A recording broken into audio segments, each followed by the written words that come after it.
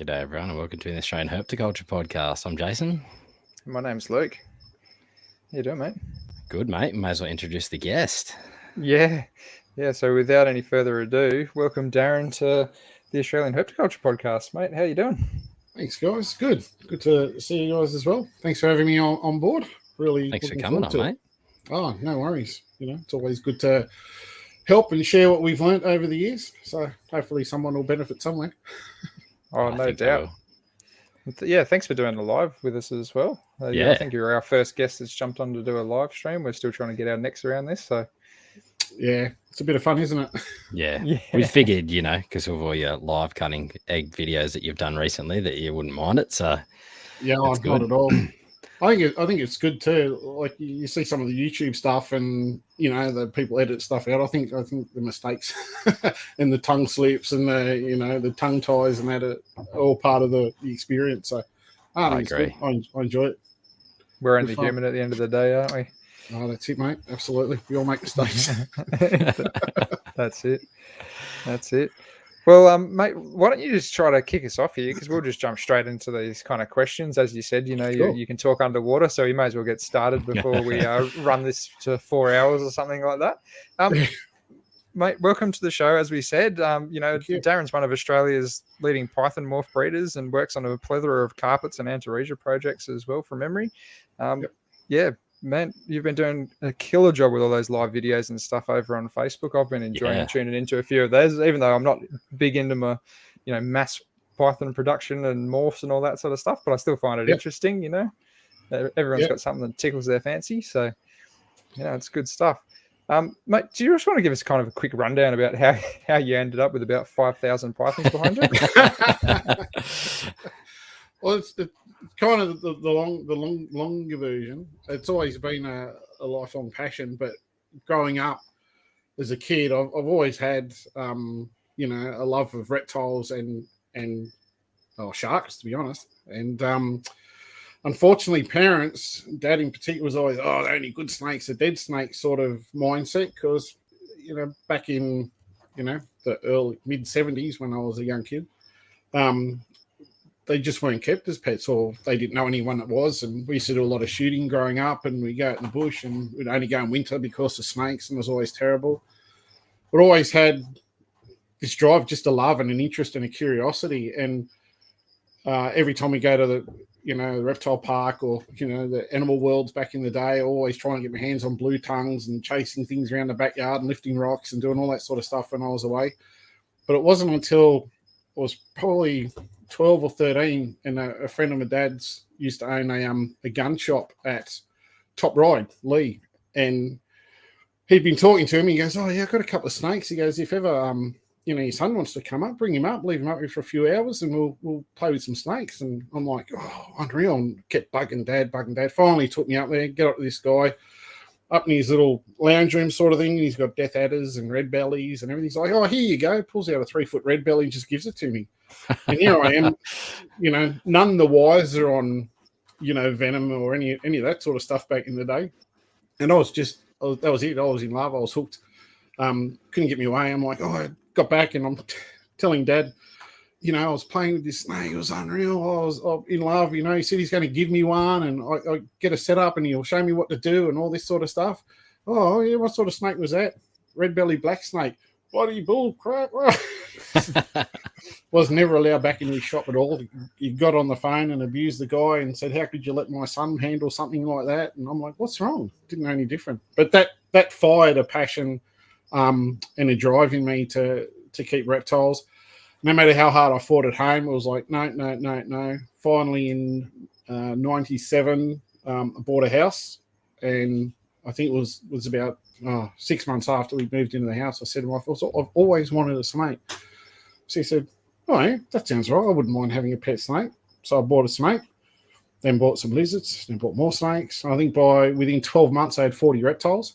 And I happened to buy, and I think it was I was just lucky at the time. I managed to get some bearded dragons, like from a very first clutch that hatched through a guy I met.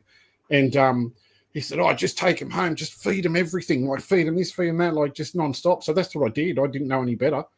And I just absolutely demolished these things. Turns out they're a pair. So in 12 months, I've got a clutch of bearded dragon eggs. I'm like, what do I do? He's like, oh, just chuck them in a container and put them on your fridge. So some vermiculite, all the eggs, put in on the fridge and hatch my first bearded dragons. And that first experience in that relatively short time, that just sealed it. And I've never had anything less than that in reptiles in over 20 years of keeping. So, but yeah, so kind of did lots of lizards.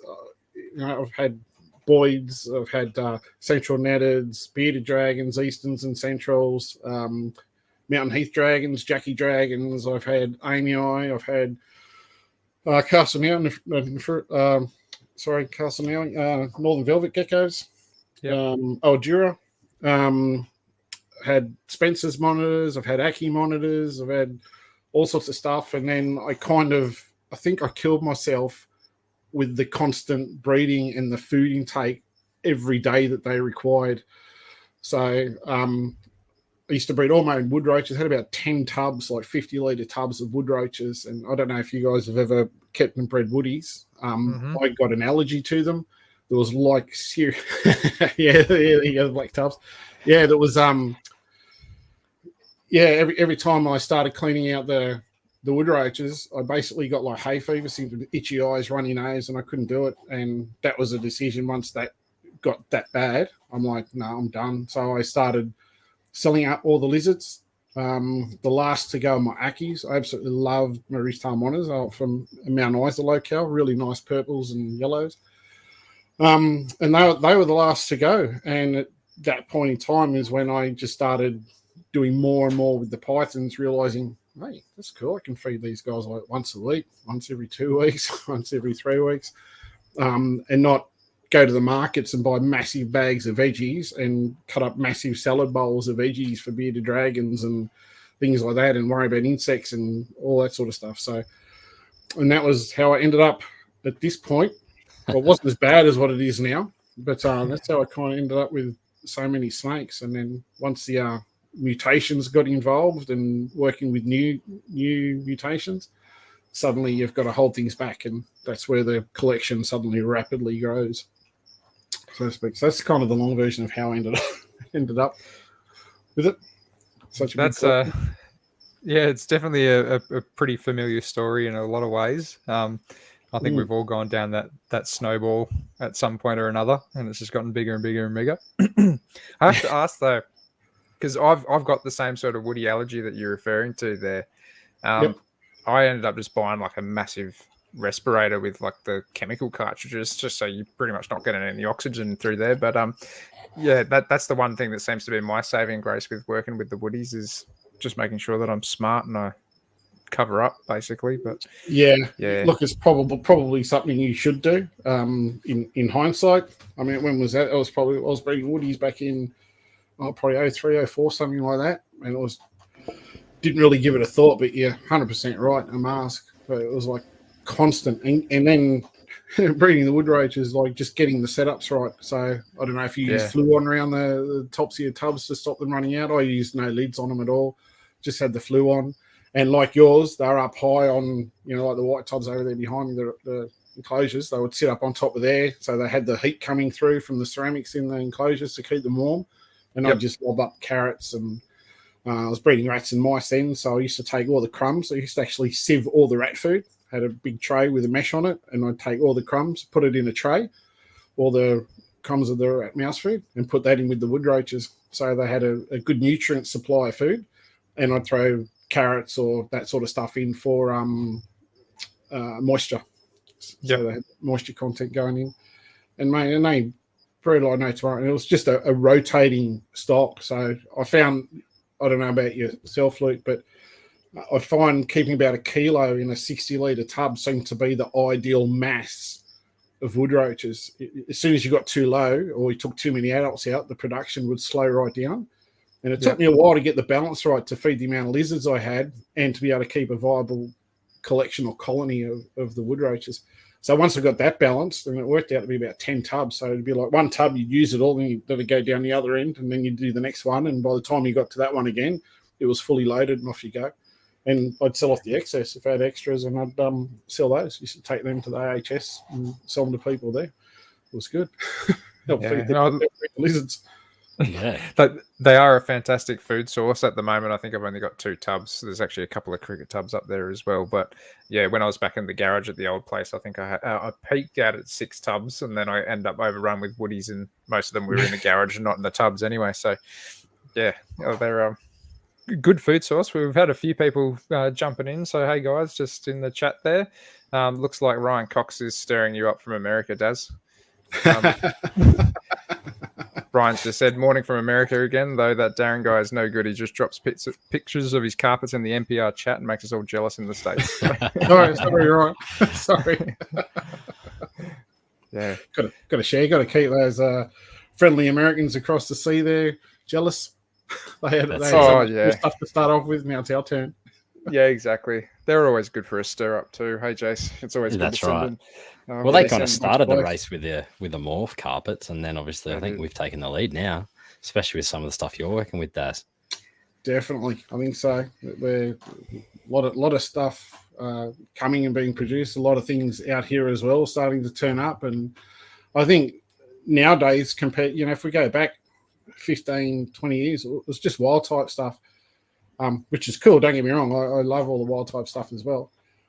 But now with the mutations and more people getting into it sort of thing, more people tend to look in a clutch for something different. Whereas like a story I have, Tremaine Anderson, when he first bred gelatins many, many years ago, had them first advertised. There was one real freaky one. It was obviously a random anomaly in a clutch. And he did the clutch half with Tim Mensforth down at URS.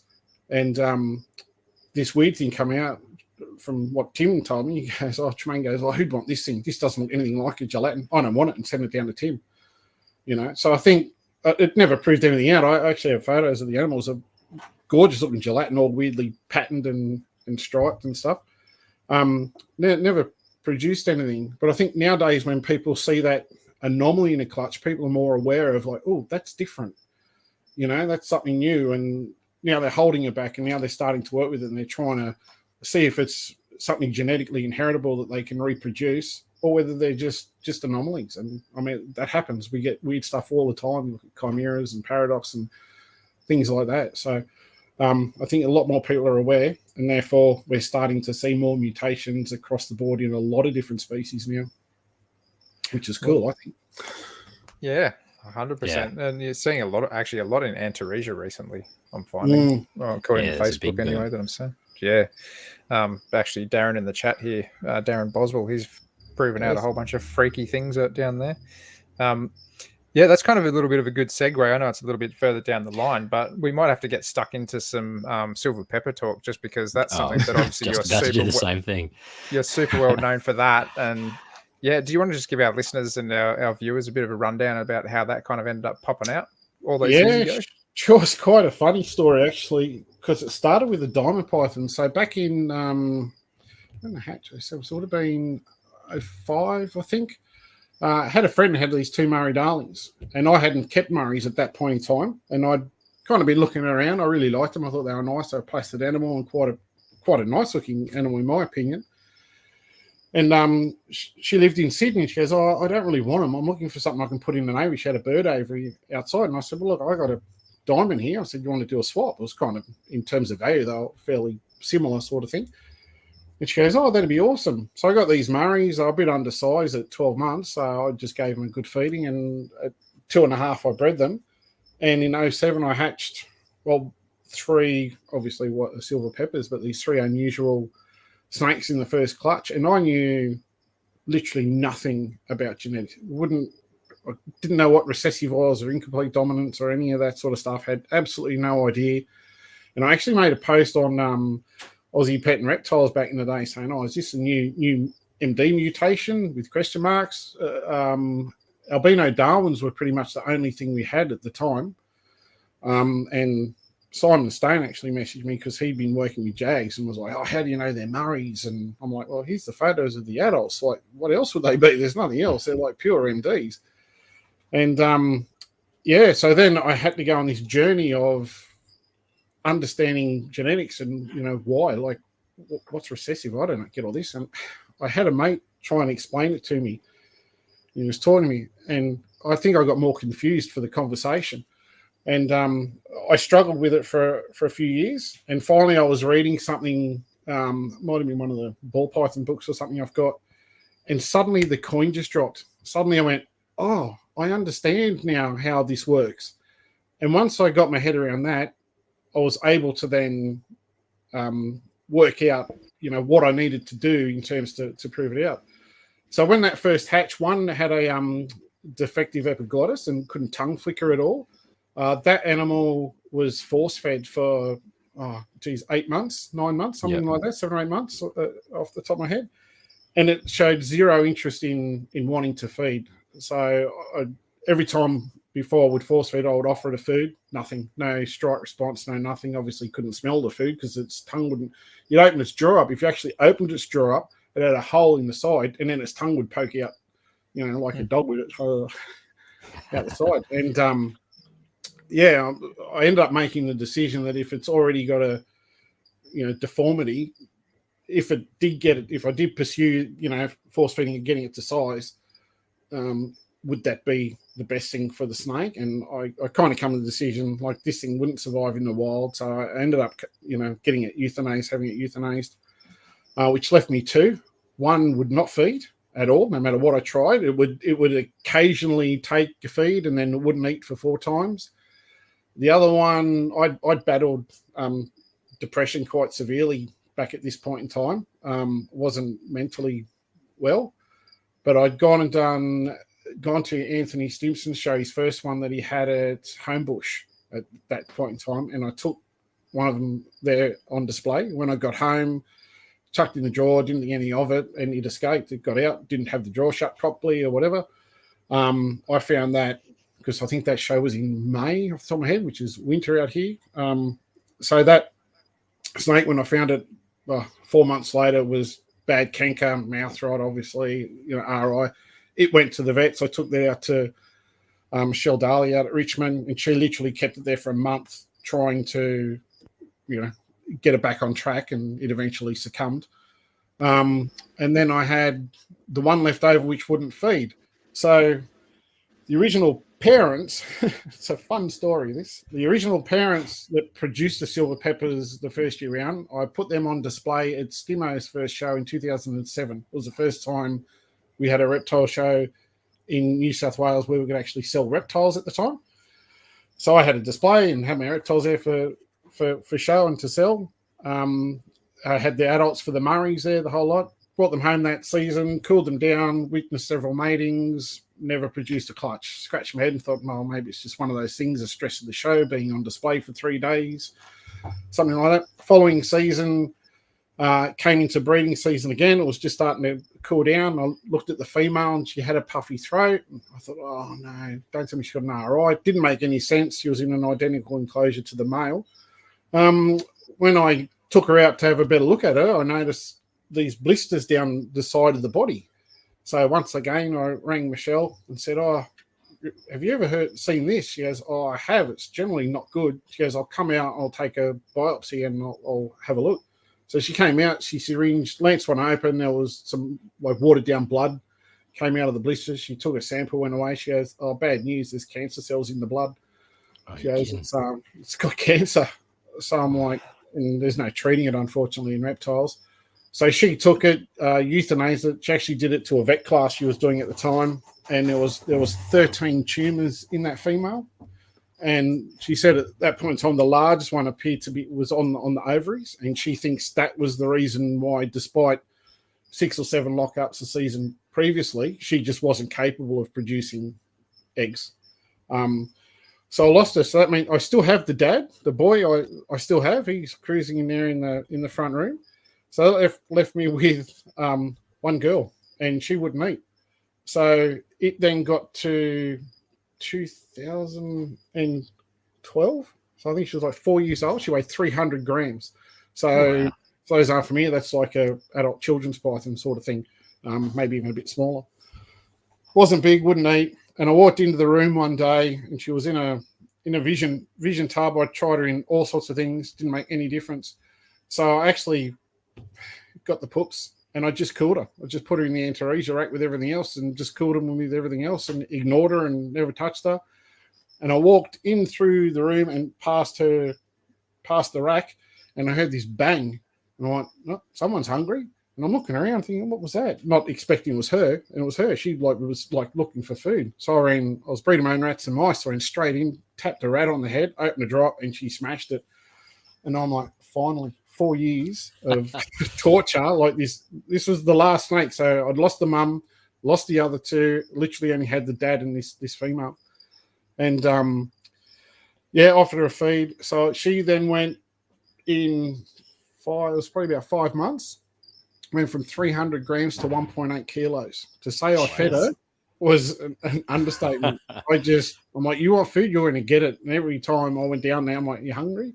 Obviously, if you know how to, I suppose you could call it power feeding. If you know how to do it properly and everything, you can get the female used to that sort of food intake and the temperatures right. You can really pump food into them. And she just grew. And I finally paired her back to the dad. At that point in time, and so it would have been 2011. So 2012, she finally laid a clutch. This project that was literally on death's door. One error, and I could have been back another decade. So I finally got a clutch, and then when that hatched, she dropped 12 or 13. I hatched 8, and there were 6 peppers and 2 wild types. And I'm like, at that point in time, I'm like, okay, it's only taken her forever and a day. But at that point in time, I knew there was something genetic going on. It pointed, I believed all the way along it was recessive. But, it's all right to prove the gene, but you also need to prove against it. So I needed to outcross. And then, once all they got up to size, it gave me the ability to start then outcrossing into Jags and Zebs and Xanthics and albinos and other things. And once they all started to hatch, and you're hatching all wild types, you go, right, okay, it's now that I think I did 5 clutches in one season. It was Jags and albinos and pepper to pepper. The first time I did pepper to pepper, and ticked all the recessive trait boxes. And it was like, I think I danced around the room for a good hour or so, like, yes, finally, all these years. But it was a long project and very, very close to being a dead project. Like, really, at any point in time, something could have gone wrong. Could have lost the other girl, something happened to the dad or whatever. But mate, he's a trooper. He's probably a bit lonely. He hasn't had a girlfriend for many, many years since his original wife passed away. But he's still there. So he'd be, when was that? It was probably, I think I picked him up in 2005, I think it was. So he's at least, so he's probably 16, 17 years old now. So were the mother and father clutch pair? Well, that was another fun part of the story, because the person I got them from never kept, back in the day, we used to have a book we used to fill out and send to national parks. She never kept any of the sheets. So I used to always keep mine back in the day.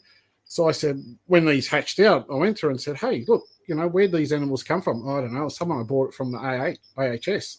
I'm like, who'd you buy them from? I need to know. Like, I want to try and trace these animals. I don't know. I can't remember. Or can you look on your logbooks, that you sent in? Oh, no, I don't keep those. I throw them all in the bin. So to this day, I have no idea who bred them, where they come from. She said she bought the 2 from the same person. So I assume that they are clutch mates. Yep. They might not be. One, the girl is very typical of like the Mount Gammon type style MD sort of thing. A lot of brown and everything. Really, really nice. Whereas the dad's more bluey grey. So they're very, obviously MDs, but very, very different in appearance. So, but I mean, that can just be polygenic variation within the clutch. So not knowing what the parents were, so to speak. But so no idea where they come from, who bred them, anything, which is really disappointing, because it would really be nice to know and go back to the person that had them and say, hey, if you ever hatched anything out unusual or different, or was it just lucky? So talk about being one of the luckiest guys in the hobby, I reckon. Definitely. Like that proves out. Yeah, that's pretty much the story. What did the mode of inheritance turn out to be for the Recessive? listeners? Recessive. So it's a proven recessive trait. There's still some things I'm working on. So anybody that's kind of seen the silver peppers, they've got a black eye, solid black eye, and the albinos have a solid red eye. But I do see in wild types the same black eye. Not all of them, but just every now and then. And often the patterning's sometimes slightly different. And I kind of look at it and think, well, I'd say with the pepper patterning that the eye is obviously linked, the black eye is obviously linked to the gene. Like I have zebras that have black eyes that aren't related at all. So, and then I see some wild types, but I'm curious. Hopefully next season, I'll have some of these, in brackets, wild type looking snakes with the black eyes to go back over a pepper. So hopefully I'll kind of answer some more questions there and find out what's going on. So there's some huge variation coming through with the double het type stuff and everything. So and absolutely placid animals to work with as well, which makes it really nice. Yeah, definitely. Yeah, they're definitely stunning. I was just flicking through your Instagram before. They're probably one of my favorite morphs, I think, in carpets. Yeah, it's nice that it's such an untouched morph. And it was really hard during the proving stage. People go, "Oh, so what's this look like?" I'm like, "Mate, they don't exist." You look at an albino granite, for example, or albino zebjags years ago, and you could Google it, and they had it in the States. You can look up and you go, "Oh, I know what a granite xanthe or xanthe granite jag is going to look like," or whatever. I can't look up a albino pepper. I can't look up a granite pepper, or what's a pepper jag? Well, I don't know. I do now, but back then it was like, I don't know. So it was really hard on some of the pairings I did to kind of identify the animals in it. And now that I've actually got a few clutches out and I can see that, okay, all the peppers are having this black eye, or the albinos have this solid red eye. But then someone mentioned the other day, she goes, "Oh, if you had a moon glow, and that was with a pepper, so you had a moon glow pepper, for example, what would the eye color be?" And I'm like, I don't know. Yeah. Because obviously moon glows and snows have that, white, pinkish eye sort of thing. Yeah. But I don't know. So, the thought in the back of your head, imagine having a moon glow, even though it'd be a moon glow pepper, I suppose, being a white snake, but then having just a red eye, be like a red-eyed Lucy. Yeah. So I don't know. It's like no idea. The caramel peppers I have black eyes. The pepper jags have black eyes. The albino peppers have red eyes. Everything has black eyes. So yeah, it's so much untouched territory yet. It's still very early days for it. Yeah, 100%. There's not a lot out there. Not a lot of people. Oh, there's a few out there, but not a lot of people right into it. Like it's taking. Obviously, when you make your first genetic combination. So if you take a pepper and you put it within, let's say, xanthic for argument's sake, you've got to grow those babies up, and then you've got your double hets. So by the time they get a pepper at a hatchie, they grow it up for a couple of years. Then they've got to grow those babies up for another couple of years, assuming you're successful in your pairings. And then you've got to hope with a double recessive, it's a 1 in 16 chance of getting an xanthic pepper out. So then you've got to hope odds are on your side and you actually get that visual animal as well. So it's not, with an incomplete dominant mutation, a zebra or jag, you only need a zebra, and you can get that showing up in the next clutch because it's a visible trait. So with a recessive, it takes so much longer. And I think give it a few more years, there's plenty of combination stuff out there. I think you're really going to see some cool stuff, I reckon. That's not that I'm biased at all. I think you're allowed to be. Yeah. So Darren Boswell's just brought up a pretty good little comment here that I'll throw up here, and he's basically just said, "I reckon your pure Murray-Darling silver peppers are the best carpet morph, Darren. Make sure to keep some pure ones going." So that's a good question. Have you definitely got a nice pure line there? Yeah, 100%. It was one thing. It's amazing how many people, are like, "Oh, throw it in this and throw it in that," and use all these combinations, which is great. But I always like, going back to say, I still love my wild types, so I still like to keep pure lines of stuff. So even to the point that when I started doing all the outcrosses were done with the male silver peppers. So the female peppers that I had and the het female peppers that I had only saw another pepper. So I never, because you can have the issues with retained sperm. I'm not sure if that is something that can happen when you put a fresh male, for example. So I don't know, but just to take that anomaly out of the equation, I never used anything over my female peppers unless they were pure peppers. So that was it. And then the boys did all the legwork. That's a so good they idea, went into the Jags, and it wasn't until the only one I did, which was after I'd kind of made the pure stuff and some of the hets, was I had a ghost male, so a caramel exanthic coastal from Wayne Lark's line. And that was the first time I'd actually put. No, that was the second time. I tell a lie. Albino male over a female, and that same female I put the exanthic male over the following season. So the one girl. But so I actually have a clutch cooking. So I haven't done pures for a couple of seasons. It's obviously trying to get some genetic combinations going. So this season I was pretty determined to just put one of my male pepper boys over one of the pure het girls. So there's a clutch baking at the moment. So I'll hold back a few more and keep the line going. You've got to have the pure stuff. It's amazing how many people want the pure stuff, which is good. It's the nice. patterning on those pures is awesome. Like it doesn't take away the coloring that they have, so it just kind of gives them like an extra element to the pattern. Yeah, they do. They also get if remind me later if you want some photos for your pages, I'll dig some out. But they also have this ghosting appearance. I don't know if you've ever seen roughies, how they'll change, or children's. They get the brown and they get that silvery grey. I mean, the peppers will do the same thing. You'll go there some days and you think, geez, I shouldn't. It's not that they look crappy, but they look crappy than when they look good, if that makes sense. So they still look good. But you open the drawer and think, you're looking average today, and you shut the drawer. And other times you go back and it's like they're just glowing. The melanin drops out, the silvers pick up, and they're much brighter. That's usually when I take photos of them, because it's like, ooh, that looks good. Try to get a decent photo.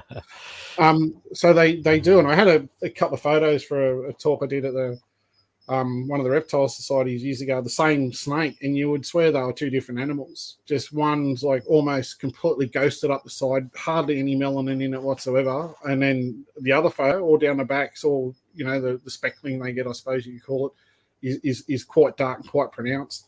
Yeah. No one, anybody wondering what caused that, I have no idea. I've asked all sorts of people here and overseas and everything, and some say it's possibly to do with food and the blood cells. Some say it might be just the animal's content and happy, just it's cool and chilled. I don't know. So if anybody knows, I'd love to know the reason why they do it. But it's the most I've seen in any of the pythons that I work with that actually do it. So it's very cool to see, though. I love it. It's almost a little bit similar to the way that like geckos change color over nighttime and stuff as well. Jason, correct me if I'm wrong here, Jason, but do you know if anybody's figured that out with why geckos do it? I haven't heard. I had a chat with I can't remember who it was. I think it was Ursula years ago about it. But yeah, I don't think anyone really knows why. Because your leaf tails change. Like you probably just looked at your leaf tails then. That's probably what you were looking at. But Castornaui, yeah. Oh yeah, there you go. Right. But they change color. Like especially, I find it was also temperature related as well. Yeah, the colder they were, the more they change color. I think maybe it's something to do with trying to get heat, so they go that little bit darker to to warm up quicker, and then once they reach temperature, they change color, and then that way they can not get too hot. Because I noticed with the strophs as well, you find it with your Ciliaris, like your brown and yellow ones, they'll change to that grey and orange. But I think it all depends on nighttime and heat and that. So of a nighttime, they're not trying to get hot because there's no sun to get hot, so they'll change color and do that kind of thing. But that's all I can think of really, because I mean if you think of your roughies as well, they change color at nighttime. So these are the same. It's always at nighttime when they're looking their best, so to speak. It's like they put on their formals for dinner. It's like look at me now, I look really good. Check me out, baby. But I find the lighter colors always look better for some reason in the geckos anyway. Not so actually the roughies look pretty good in the lighter colors too, but yeah, I'm a bit of a fan for the lighter colors. Always like the lighter colored stuff. So I think it's just Yeah. a point of difference. I definitely like it on the geckos. That's for sure. Yeah, I think the same. roughies, I don't mind them the darker shade personally. but Yeah, that's just I me. like the contrast between the cream and the brown, but Yeah. but no, definitely the geckos for sure. Yeah, I had I was saying before, I had Oldure Carsanawi quite a few years ago, and kind of went through the gecko phase. Had Amy Eye and Levis and other things. And don't get me wrong, I love geckos. I just like every time you go look at them, they're out at night time, and I'm like, Yep. it's pretty boring. And Yeah. I love them. Like, don't get me wrong, they're absolutely cool. And you know, I bred them all. And the only one I didn't breed were the Carsanawis, and I actually had them. Decided, you know, they're just not for me. I thought I'll pass them on. I actually sold them gravid, so I could actually see the eggs in there. Both, so it was a trio, it was a male and two girls, and both girls were gravid. You see the two white eggs in it.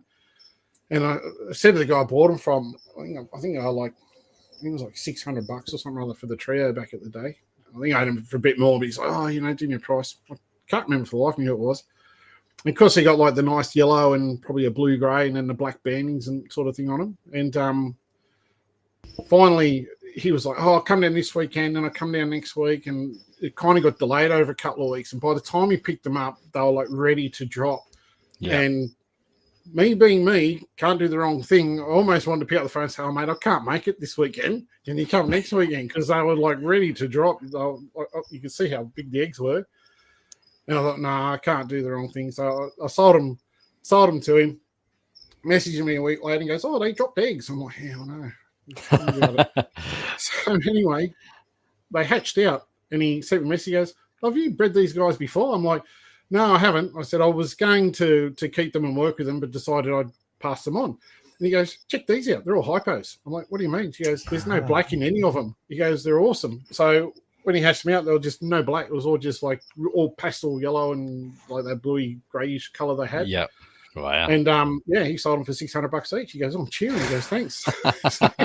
He sold two and kept two. I'm like, oh well, win some, lose some. What do you do? That's right. You won out with the silver peppers. So yeah, that's it.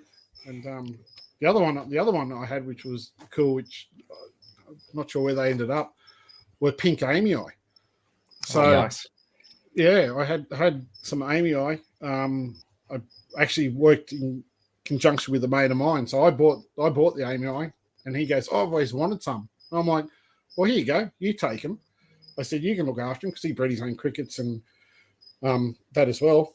And I said, if you breed him, we'll go halves. I said, simple. That way you don't have to buy any. I've got them. So he bred them. We had a few clutches and sold them on. So I ended up selling the adult trio to a mate.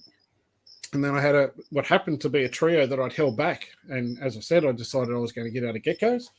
So I actually had them at the show I was talking about at Homebush there with Anthony Stimson, and I sold them to another mate. So he grew them up and he bred them, and he goes, oh, did you ever produce any pink Amy Eye?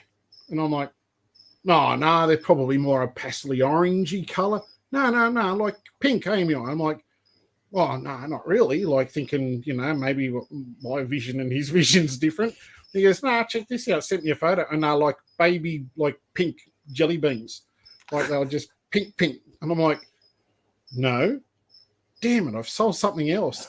Anyway, the adults that were sold, my mate sold them to another friend. He messaged, she actually messaged him with the same question. Oh, have you guys ever produced any pink ones? We're like, no, we've never seen. So she sent a photo as well. She had pink ones as well. But they never bred them, and I don't know where they ended up. So I tried chasing them, and one had dramas, and one person that bought them, they were more just pets, so I didn't really breed with them. And my mate ended up selling them off, unbeknownst to me. But yeah, I was like, oh, that would have been cool if I'd only known. I would have kept them back and tried proving them out. But yeah, but the photo was unbelievable. If you've ever seen the baby Amy Eyes, they're on like a orangey browny color, and these were like just pink, like a jelly bean pink sort of color. Wow. I got a photo of that around somewhere on a hard drive somewhere as well. But yeah, it was like the things you do. So since those two occasions, now anything I breed, I always hold something back. Yep. Always. So if something weird and unusual pops out, I'm thinking, well, I've still got that line, so I can still work it. So it's been a habit ever since. Hence all this. Yeah. Can't breed anything without holding it all back. So, what kind of numbers are you actually working with these days, if you don't mind me asking, or if you're not comfortable putting it out there, don't. But no, that's fine. So, when I had a warehouse for a while, and that got sold, unfortunately, so I had to move back. So when I moved back home, it was in the vicinity of 570, give or take, and then come April, so April this year, I think I was in the mid 470s. So I obviously sold some hatchies and stuff. And I think prior to any eggs hatching, I would have been high 300s probably. So all the white melamine stuff there, that's all adults. There's a whole front room. The front room's got 3 Python racks, like vision stuff. So he's got 3 Python racks, 3 CB70s, and 2 V35s, and that's all adults in there. So it's like, what's that? 24 plus 33 plus 44, whatever that is. something like that, you can do maths. So, and that's just the front room. And then I've got all this down here. There's another 2 just right beside me here. That's another 2 CB70s. So there's another 22 adults there. And then all the white stuff over there behind me, that's all adults down there as well. There's even a couple of, I've got some Barkley low-cal stimmies just here where the yellow labels are at the top. And they're actually quite small. So, and they breed in there. So there's even some adults here behind me. So, and then in another part of the house, there's hatchie racks. Wife's not overly happy, but yeah, I had no choice. I was so buried into, making genetic combinations that when you've got stuff, particularly with the pepper, where you've got, in essence, world first type stuff, I didn't want to part with it. So when I made albino over pepper, I kept all the double hets. So I didn't breed them all, but I kept them all because I wanted to be, keep myself, in front of the game, I guess, because that's what it becomes eventually. Everyone's trying to beat you to the punch. And, I've sold some few off since then and some other stuff and everything. But it's constant. So now that I've got albino peppers up to size, hopefully for this coming season, then you throw another genetic trait at it. So finally you get something visual, and then you might say, I might put a ghost zebra, which a caramel xanthic zebra. So I might put that into the albino pepper, which will give me a 5-gene combination. So what do? You're going to go, okay, I need to keep all these. So, and so you can have the chance of making more stuff down the track. So, and then it's just hold back. But even with your wild type stuff, I do the same thing because it's how you better your lines. Whether it's a striped jungle, a breadlie, a diamond, doesn't matter what it is. If you can put them together and hold back a few, it secures your lineage. So you never know what happens. Animals develop cheer. I had a gelatin male. He was probably 4, 5.5. I think he had produced 2 clutches. I opened the drawer for this. I knew he's not looking for a feed. Didn't think any of it. He might have been in shed. Next time, knocked back a feed. Next week, I thought I better just check. Opened up, swollen heart, died 2 weeks later. It happens. Had a black and gold jungle. Well, my son goes, Dad, I think the snake's sick, all its mouth swollen. I'm like, oh, surely it's not an RI. But no, I took it out to Robert Johnson before I retired, and he'd had cancer. But it all around the mouth was all just swollen up like a balloon.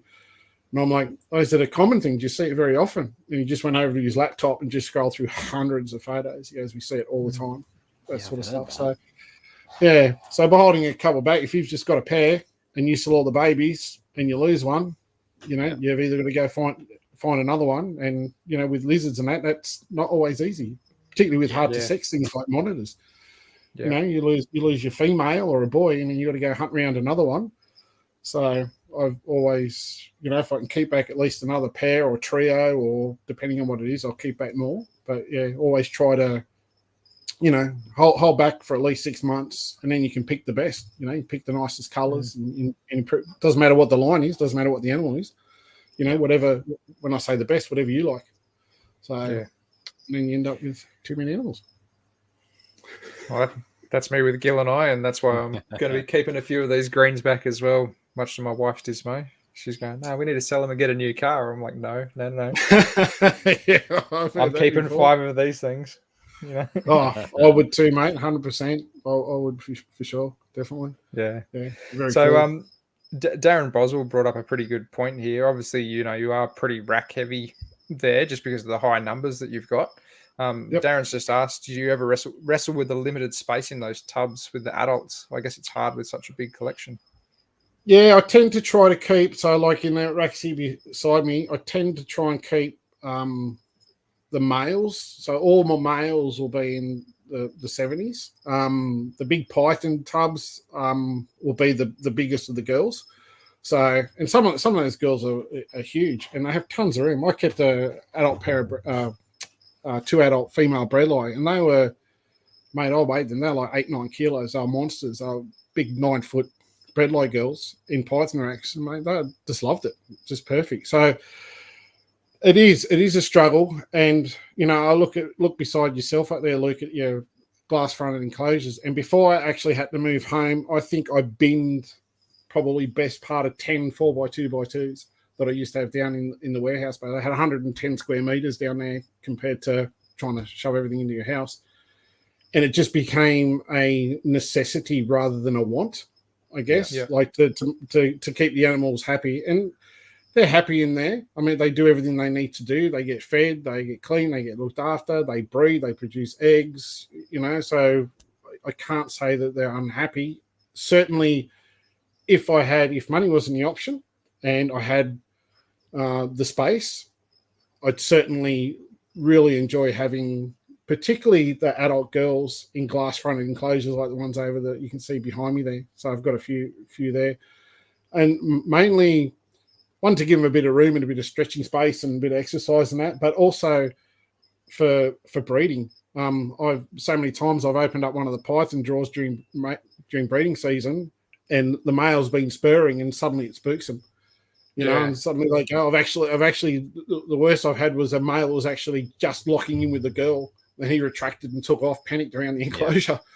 And so whereas when you've got something glass fronted, you can walk past and go, oh yeah, that looks good, and just walk away and turn the light off and not disturb them at all. So I do miss it. If I had the opportunity or the space and, you know, a massive warehouse or a shed or something to set it up the way I wanted to, all the girls and probably even some of the nicer boys I would have in, you know, say 4x2x2s. I'd probably actually go 5 foot by 2 foot deep, but I'd probably go a little bit lower, maybe 400 high or 450 high. And then I'd have a ceramic heater down one end with a divider, maybe just 30 mils out, a foot out with a gap in from the glass to a board. So I'd make it look like a little hot box. Yeah. And then the other side, I'd put a branch in so they can come out to the cool side and crawl around. But, you know, I mean, I've probably got 100 adult carpets. So I did a big warehouse.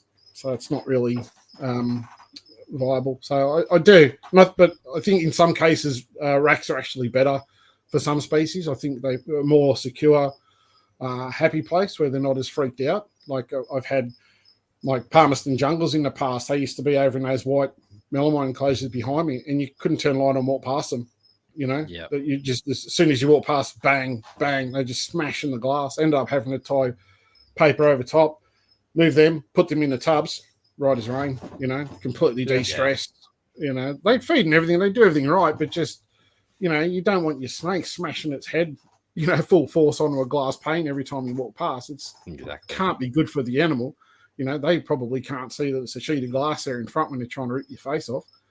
So I think it's a bit of balance. So in my opinion, I would rather have a few more display enclosures. I've got some I'm in the process of setting up, but space is very limited in my wife's Not to mention the fact that like enclosures like this take a hell of a lot more juice to run. You know, like it's a lot different to just running a heat cord under a few racks or whatever like that. You know, it's a lot more expensive with physical light globes and ceramic heat emitters and all that sort of gear on them. Oh, definitely. You know, you can put an 80-watt heat cord to some of these things and, you know, keep 60 snakes warm. That's right. As opposed to a 60 or 100 watt ceramic in one enclosure for one snake. So, you know, and then thermostats as well. Yeah, exactly. That's another like wasted power as well. But Yep. obviously it looks like Vision racks are choice there as well. Well, the actual melamine ones over there with the Bell's tubs, I built probably. Oh, I actually have photos of me somewhere other in 2004 building them. So I've made them for a while. So they're pretty old. I actually have, at the time I had my own business distributing for Tim at URS. So I was getting microclimate heat mats like cheaper than anything else. And there wasn't many heat cords around then. So they all sit on microclimate heat mats. But when I got the opportunity, actually, the first Vision rack I bought was from a guy, Jason Boyes, who I think he was one of the first to import them at one of Anthony's shows, might have been 2008 or 7 or something like that. I bought a V35 for my Antaresia, and I still have it.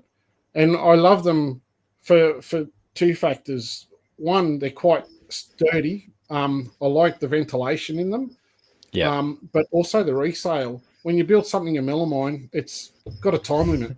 It doesn't matter. Like if you go, you might be able to see like on the bottom of the glass one there, you can see a little dark strip between the tubs and the thing because it's gone and had a massive crap in the corner. Even though I've sealed it all with Sikaflex back in the day, an enclosure that's 15, 16 years old, it wears away. The melamine gets worn and everything, and it's actually soaked in the corner, and the actual cover on the edge of the melamine's now starting to peel off. So they got to get trashed soon. So with these guys, they last forever. You can pull them apart. So if you buy one from somebody, whether they've had a virus in their collection or not, makes no difference because you can pull them apart. Soak, it's all plastic other than the rods that hold it together. You can soak it all in plastic. You can F10 it, bleach it, leave it out in the sun for a week, do whatever you need to do, and put it all back together, and it's like new. Like I said, the one I've got was, I think it must have been 07 or 08 I bought it, so I've had it for a long time. And yeah, all right, it's dusty at the front. I clean it every now and then, but it still does the job. Same heat cord, everything doesn't change at all. The original brown heat cords they used to come with. Yeah. So yeah, and I do when I kind of got that one. As I could afford, I would buy more. And I actually have a Python rack sitting here unused at the moment. And I've had people want to buy it. And I'm like, no, you can't get them anymore. They're so expensive to try to even bring into the country. So, yeah, I think I've got, 1, 2, 3, 4, 5, 6, 7, 8, 9, 10, 11, 12, 13, 14 of them, I think. So pretty much the majority of the ones that came into Australia you've got. Bought a few. I bought some from Jason, and then obviously when Steve Crawford was bringing them in, I bought a few from him as well, and then some that I've picked up through mates that have been selling them and stuff like that. And they're hard to get. I love them. I know there's some people that don't like them at all. Nice tracks. I find them really good. I wish someone would bring them back in the country and I'd get some more. Yeah, it's funny. As soon as they come up for sale, they're sold almost instantly. Yeah. Oh, that's it. And they're probably selling more secondhand now than what they were new because you can't get them. People are asking what they want from. I knew someone that was selling a Python rack for $3,000.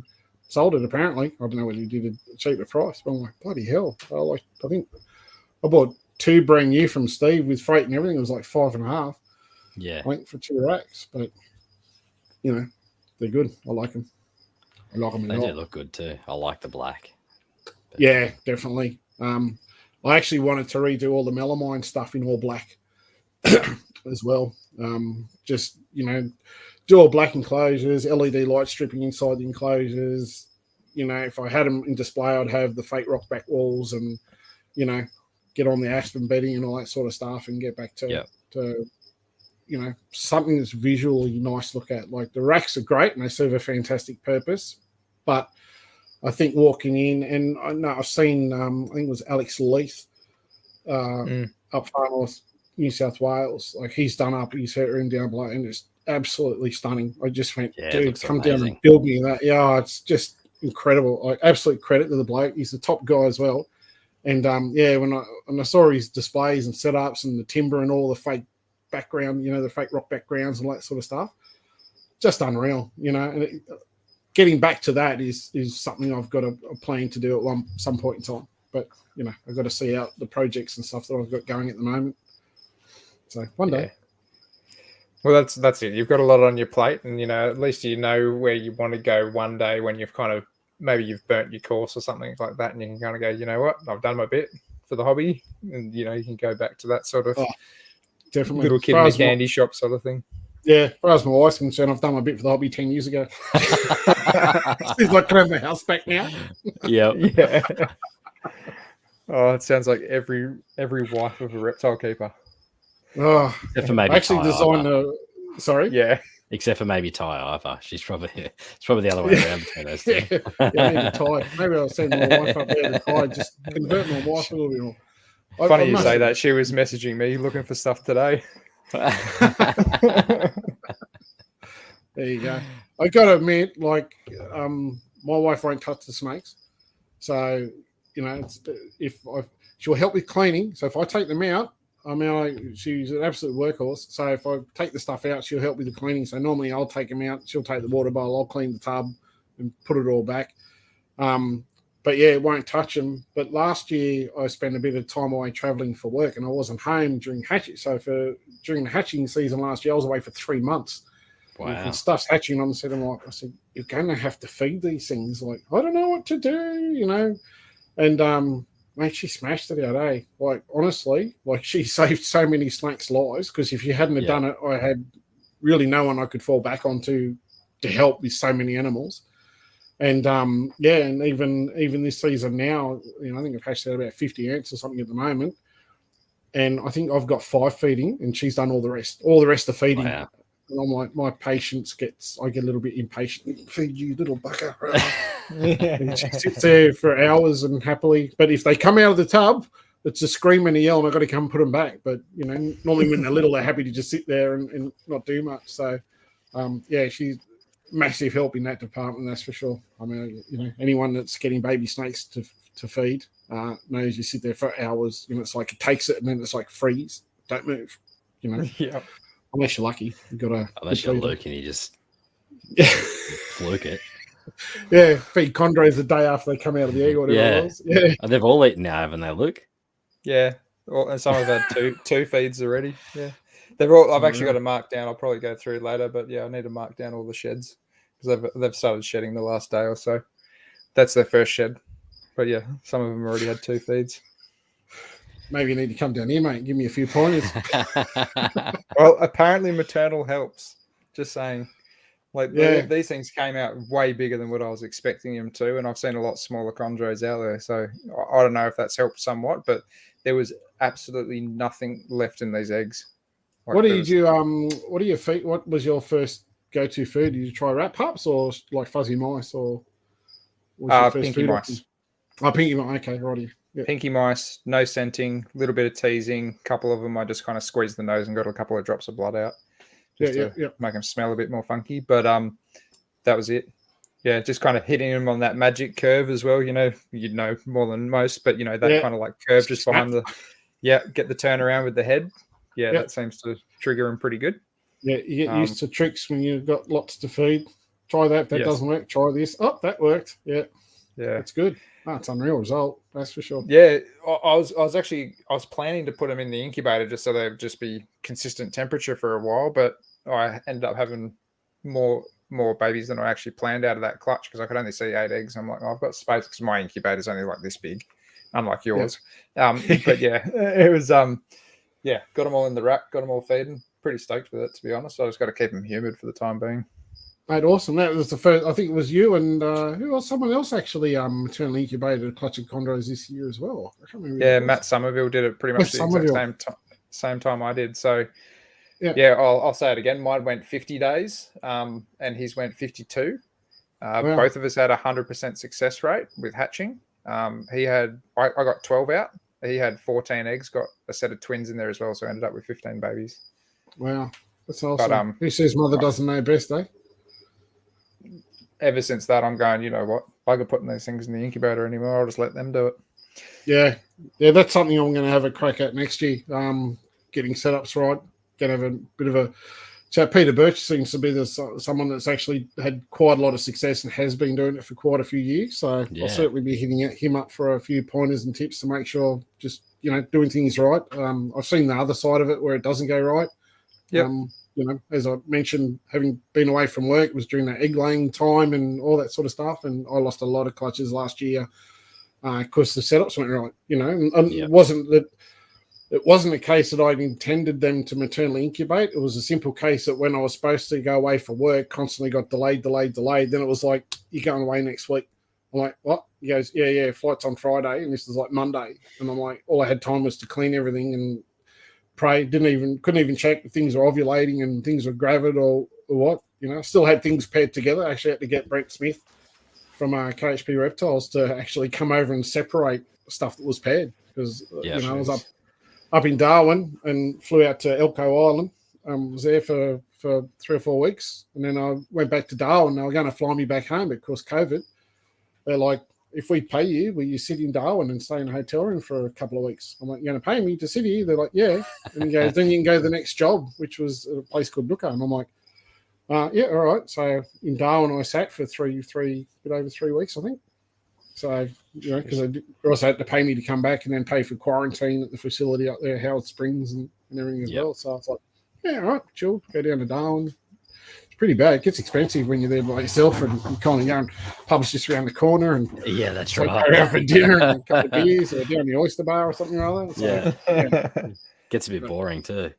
It did, mate. Yeah, 100%. It certainly did. Like I bought a laptop before I went, so I had Netflix and games and stuff to try to keep me occupied. But mate, there's not a lot to do in Darwin. Be all right for a holiday, but once you've been there and kind of seen most of the stuff to do, it's like, now what do I do? Same as yesterday. Walk across the road, go to the cafe shop. I actually discovered the gym where we were staying. So unbeknownst to me, the hotel where I stayed actually had a membership with the gym across the road.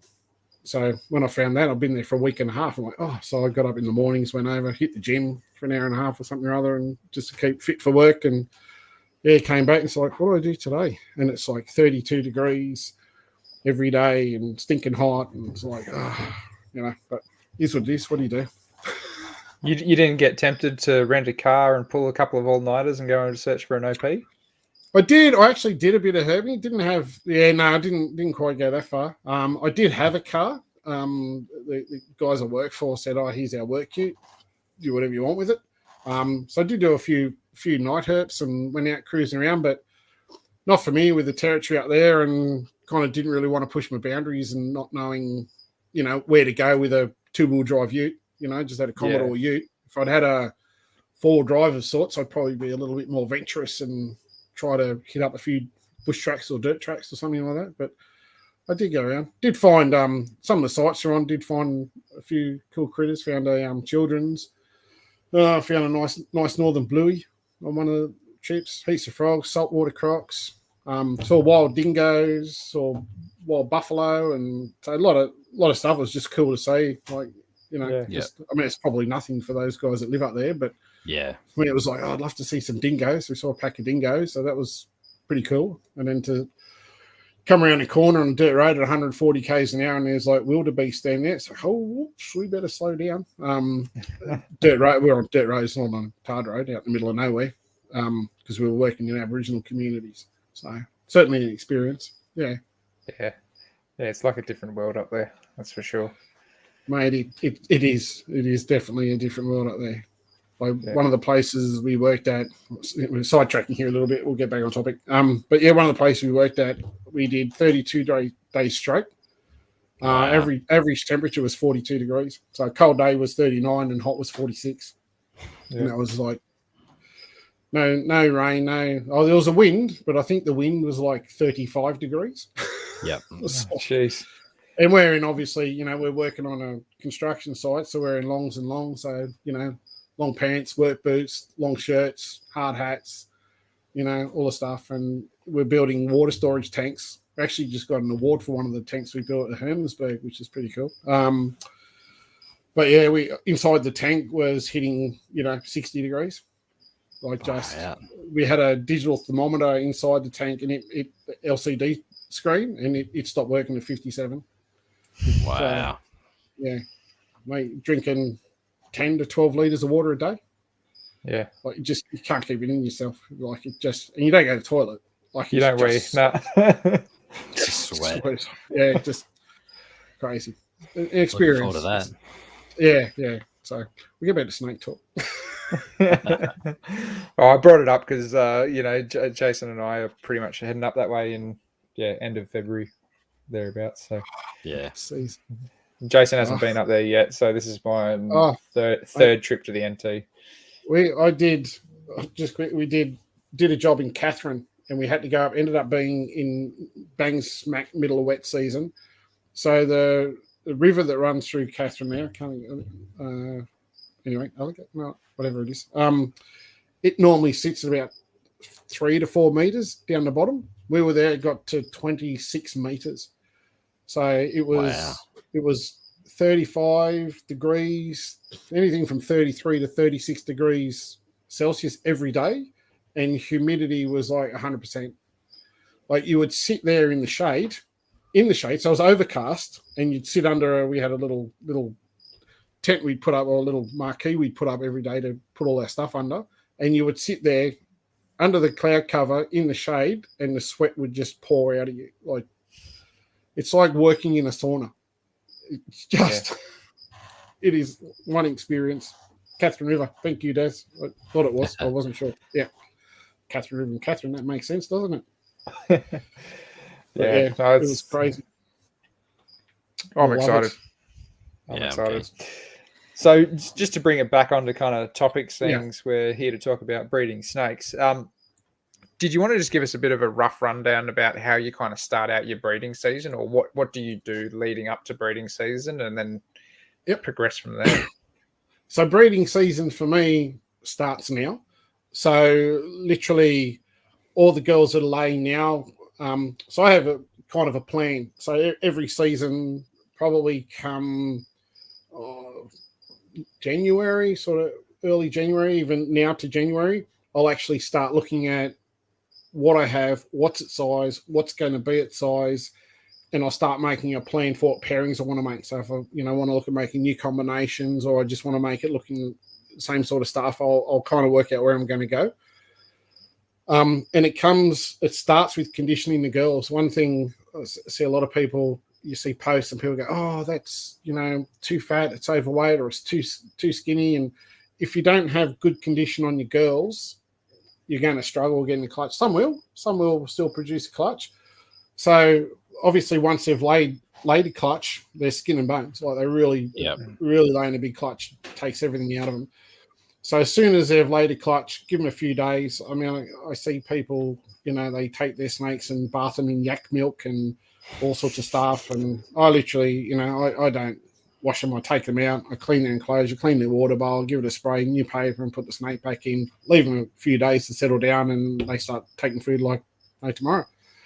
So I always try to I'll feed the girls a lot heavier straight after breeding. So I'll give them one decent feed just to get their metabolism cranked up. So I don't pump them a big, massive meal. So I'll give them one jumbo rat or extra large rat for a big, large carpet.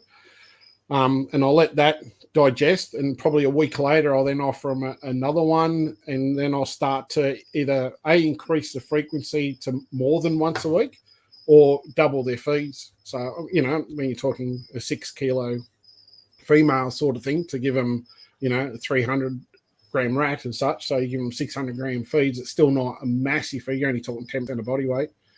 So I'll try to pump them a little bit harder for the first few months or couple of months coming out of the breeding season to get that bit of condition and meat back on them, and then I will slow it down. So just through December, January, February, I'll just give them a regular feed. Boys will get fed. I'll normally give them a few feeds, same straight out of breeding season, and then I'll slow them down I'll just maintain their condition really. So it might be every 3 weeks, might be every 4 weeks, might be every 2 weeks. It's just random. It normally depends on the male. So then I'll get coming into probably towards end of February is when I'll actually pick up the feeding on the girls again. It's kind of a theory of mine. I think, I see people all the time. They'll go, oh, it's April. Stop feeding your snakes. It's time to, let them, empty their intestine, so to speak, and don't feed them and hold off. Well, I don't agree with that. And the reason I don't agree with it is it could be warm for another 2 months. So if you look at this year, my stuff didn't start cooling till well into June. So you stop feeding in April, that's 2 months of feeding where they're still sitting in prime temperatures. They're still sitting at with a heat during the day. They're still burning energy. So I keep that feed up to them, and even if that means dropping from an extra large rat to a large rat. But I'll give them a feed every week. So I'll feed them every week up until I've started cycling. I see the boys are starting to cycle, and that's when I'll reassess the condition of the girls. If the girls have plenty of a condition, then at that point in time, I might go, well, boys are now off their food. They're ready for mating. So now I'll let the females cool. So providing you're supplying a good heat during the day. So my daytime temps during the off season through feeding season, that sort of stuff, is the same as in winter. So the daytime temps are the same. So providing they have that warmth, they can still digest whatever's in their gut. They can still digest, process, and even though the temps are getting cooler at nighttime. So giving them that feed, I think almost triggers them like, well, there's plenty of food around, everything's right, it's a good season, there's no reason for me not to want to produce a clutch. You stop feeding them, 2-3 months prior, suddenly go, well, hang on, I haven't had a feed for 2 months or 3 months. Now there's a male in here, they might lock up, but whether they produce a good solid clutch of 20 plus eggs or none at all, or a small clutch, I personally, and like I said, it's just my opinion and what I've seen over the years, I think can make a big difference. And I think keeping that food up, the females have the condition, they've got the weight, they need that bit of extra fat. The amount of calcium and energy those females put into laying those clutches, and you'll see it in people that have smaller animals. Like someone said to me, my Darwin's drop clutches are 27 and 28. And someone said, "Oh, are you sure they're pure?" I'm like, "Yeah, they're pure. They're just big, healthy girls. They're not, like, oh, they're 5 foot and weigh 2 kilos. They're, probably verging 7 foot and probably weigh close to 6.5 kilos. Yeah. So because they're fed appropriately, they're not fat, they're not obese. They're just big, healthy breeding females. So that's what kind of kicks me into season. I then come March, I'm normally monitoring all the females very closely, all the ants, carpets, everything. I'm monitoring all the girls and their weight and their condition. If I see something and I take them out and I think, geez, you need a little bit more meat on your bones, I'll give them a double feed next time, or I'll feed them a second one, maybe 4 days later or 5 days later to keep that feed on them. And then I allow them to cool when the weather cools down. So I find, like, it's not something I see many people talking about, but atmospheric pressure, cold fronts and that. I mean, they're really, in my opinion, very crucial to breeding and to have some success at breeding. And it got told to me many years ago by Brian Champion. For those that don't know Brian Champion, he's probably one of the nicest blokes I think I've ever met in the hobby, and probably one of the best chondro breeders I've ever met. And a champion bloke. And he said to me years ago when we were talking about breeding chondros, this would be early 2000, he goes, when there's a storm coming over, he goes, I just open the windows. And he goes, when I walk in that room, he goes, the chondros are all locked up. He goes, as soon as there's that pressure change, he goes, they know. And obviously being a top-end tropical type species, obviously that pressure system, and it's always stuck in my head.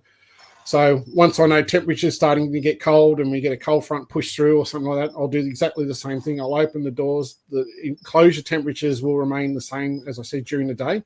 But if it's cold during the day, I'll open the doors up. I'll let that cold air in. I'll open the windows up, let the cold air in.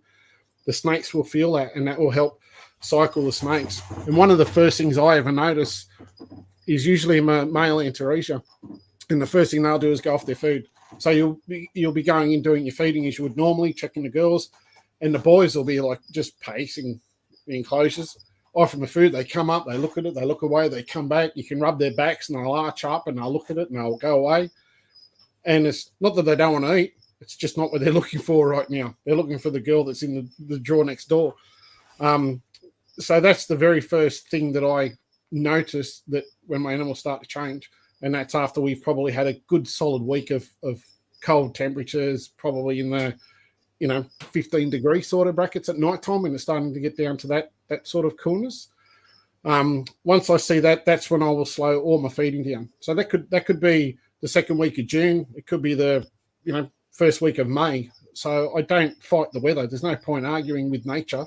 If it's 28 degrees all day, every day, what's the point of trying to cool your animals to sub 20 degrees at night time when you're not getting that temperature? So that'll be the first thing I notice. Once I notice those ants are going, they always seem to go sooner. That's when I'll notice the male carpets will start to do the same. They'll start to get more active in enclosures. And I normally, before I start pairing anything with girls, I'll normally, not so much the ants, but with the Morelia, I'll actually start to combat the males. So I'll take a couple of boys and I'll throw them in together and just see what their reaction are. And I mean, you don't leave them in there. Don't chuck them in and go, oh, I'm just going to go and have a coffee and watch a movie.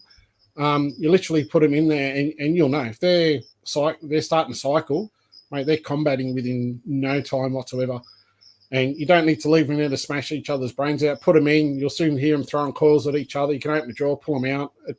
It's probably the best time of year for handling your snakes because they rarely bite at all during that time of year once they're cooled in that cycle. And then I'll normally give them a couple of weeks after that. So then I know that they're cycling. I can go, rightio, I'll reduce the temperatures at night time. I only aim for my temperatures at night time to get sub 20 degrees. So as long as the room itself is sub 20 degrees, so anything from 18 degrees is kind of where I like it to be. If I know that room's getting that cold, I know those animals are cycling. So I'll let my thermostats probably come down a few degrees. If you've got a room like my front one that's got quite a few animals in there, I'll actually use a timer and actually cut out some of the enclosures just to allow that heat to dissipate out of the room. It's a small room with a lot of stuff in it. So I'll open windows and do whatever I need to cool down. And then, I'll give them a few weeks and then I'll start introductions, depending on the species. So, things like Murrays, I find that some people say they go late. Mine normally go pretty early. So I'll normally start pairing them up. I'll start jungles. So I'll just start putting a lot of the Morelia together and then I'll monitor and see how they go. If I see reaction straight away, if I open the drawer and there's one here and one over there, I'm like, well, she's not ready yet or he's not ready yet. So I'll take them out. I'll use combating as a way to spur on excitement. So, if you pair C and I don't see any action together, I'll take another one of them, a good males. I'll put it in with the male and the female that I want to breed. I'll just introduce another male and often that will stimulate the female. She's like, oh, the boys are fighting. Oh, that's good. Who's going to win?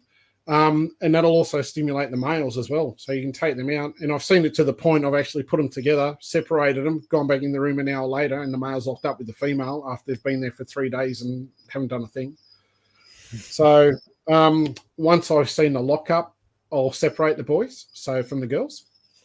So I'll take the male out, throw him back in his drawer and give him a few days rest, just give him a break.